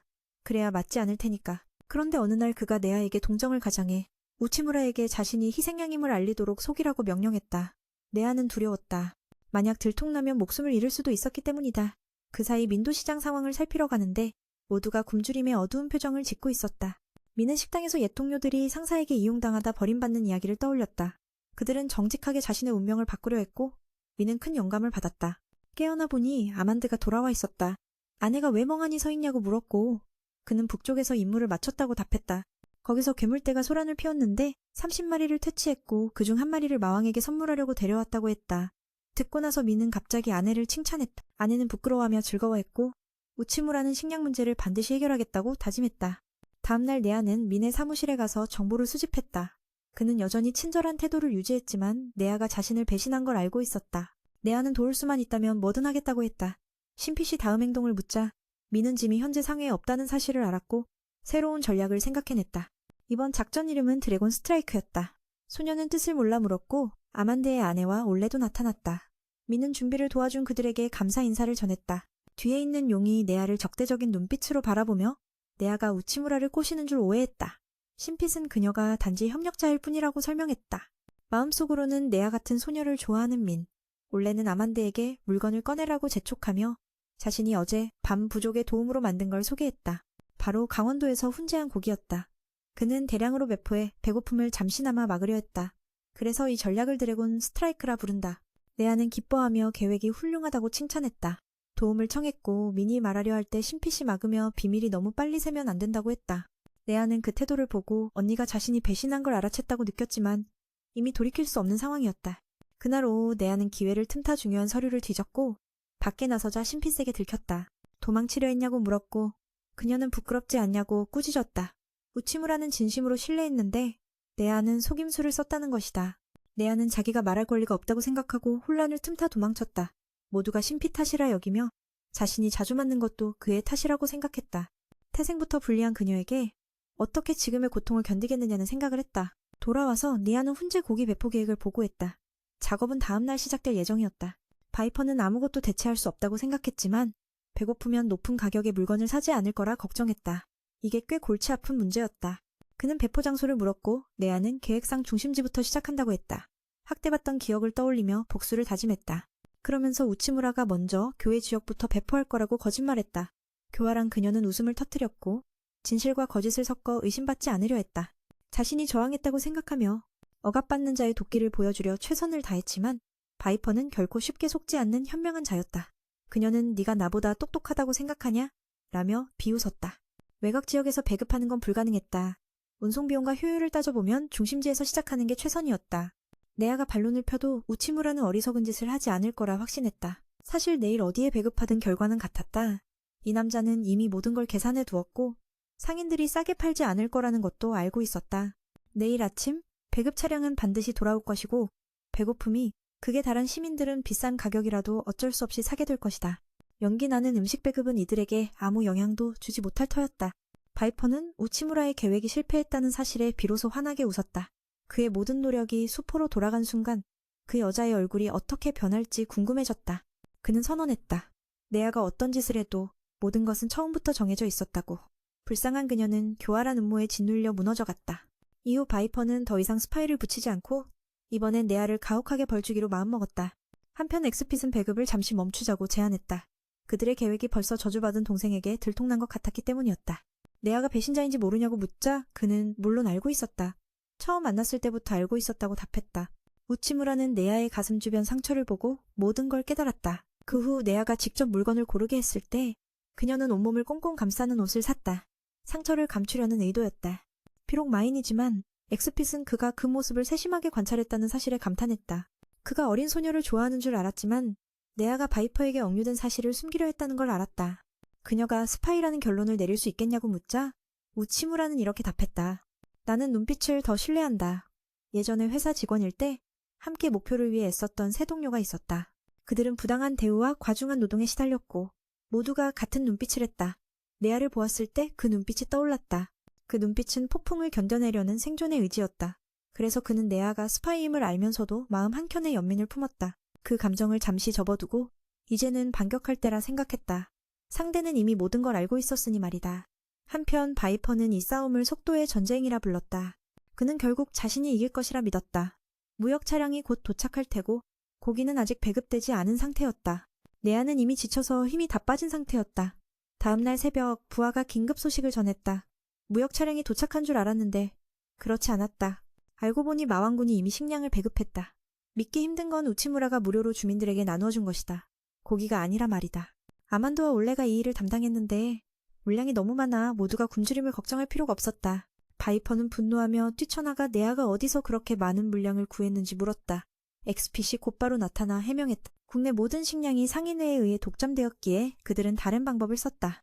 바로 인접국가에서 수입하는 길이었다. 다행히도 평판 좋은 상인을 알고 있었기에 가능한 일이었다. 맨은 아주 능숙했어요. 게다가 그는 우치무라가 미리 쌓아온 탄탄한 인맥을 통해 강력한 악인들을 동원해 대량의 물자를 운송했죠. 마왕군은 이렇게 엄청난 자원을 빠르게 준비할 수 있었습니다. 바이퍼는 연기나는 고기가 가짜 뉴스라고 생각했지만 이웃나라는 이 음식을 무척 좋아해서 우리는 그것을 교역품으로 사용했어요. 그래서 그 창고는 마왕군이 돈 한 푼 안 들이고 확보한 거죠. 이게 바로 진짜 전략입니다.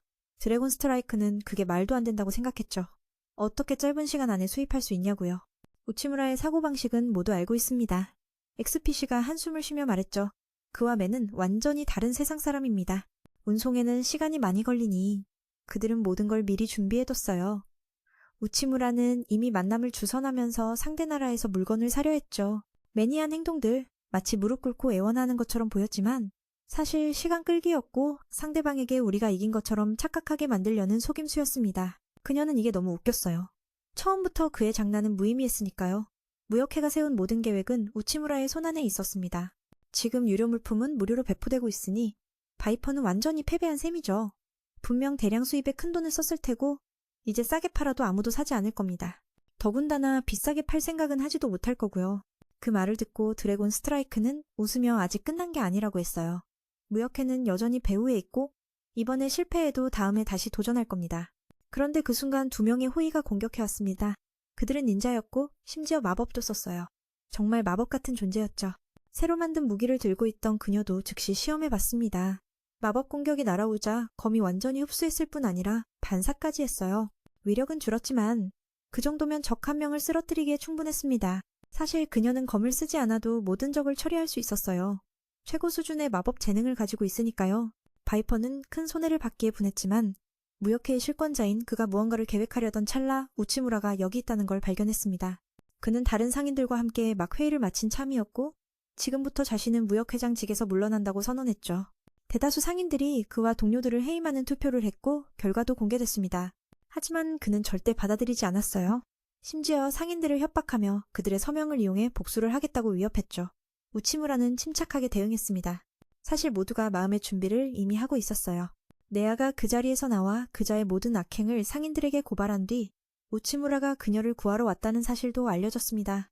그녀가 전신에 상처투성이인 걸 본 사람들은 그자의 진면목을 깨달았죠. 네아는 도움을 간청했습니다. 이런 상태로 놔두면 나라가 곧 파괴될 거라고요. 바이퍼는 상인들이 자기 이익만 챙긴다고 생각하며 분노했지만 네아는 부모님이 협박당해도 두렵지 않다고 말하며 그 자식 입 다물게 하고 내가 우리 가족을 구할 거예요. 걱정 마세요. 라고 했습니다. 우치무라도 그자가 저지른 일에 대해 처벌을 내렸습니다. 처음에는 용서를 구하며 동정을 바랐지만 쉽지 않았죠. 분노에 찬 그는 변신에 돌진했으나 XPC가 칼로 베어버렸습니다. 악당은 마침내 응징을 받았고 그의 최후의 심판이 기다리고 있었습니다. 그가 맨에게 내가 바보들을 유인해 가격을 올린 건 사실이지만 거짓말은 안 했어. 모두 죽을 거야. 보스가 올 테니까 이 나라는 망했어. 라고 고함쳤습니다. 듣기에도 처참한 말이었죠. 그 여동생도 한 대 때리며 네아는 형에게 배신했다며 사과하고 벌을 받겠다고 했습니다. 그 후 그녀는 성으로 불려가 비서로 임명되어 자신의 잘못을 바로잡는 기회를 얻었습니다. 이번 사건의 성공에는 그녀 가족의 힘도 한몫했죠. 알고 보니 바이퍼의 GM 차량이 예상보다 늦게 도착한 이유는 차량 고장이었고 그 차량을 몰던 사람이 바로 네아의 아버지였습니다. 딸이 가문을 배신하기로 결심한 뒤였죠. 대신 네아가 앞으로 더 나은 삶을 살고 안전을 보장받도록 하겠다는 약속도 했습니다. 이번 사건 이후 할 일이 많아 그녀의 계산 능력을 활용하려 했습니다. 그녀는 비서로 임명되어 우치무라를 도울 예정이었죠. 바이퍼가 말한 대로 그들은 이제 무언가 큰 재앙에 맞설 준비를 하고 있었습니다. 마왕도 맨을 급히 불러 대책을 마련하려 하고 있죠. 이제부터 이들은 모두 우치무라의 전속 비서가 되어 함께 일하게 됩니다. 마치 한편의 서사시처럼 그들의 여정은 이제 막 시작되었습니다.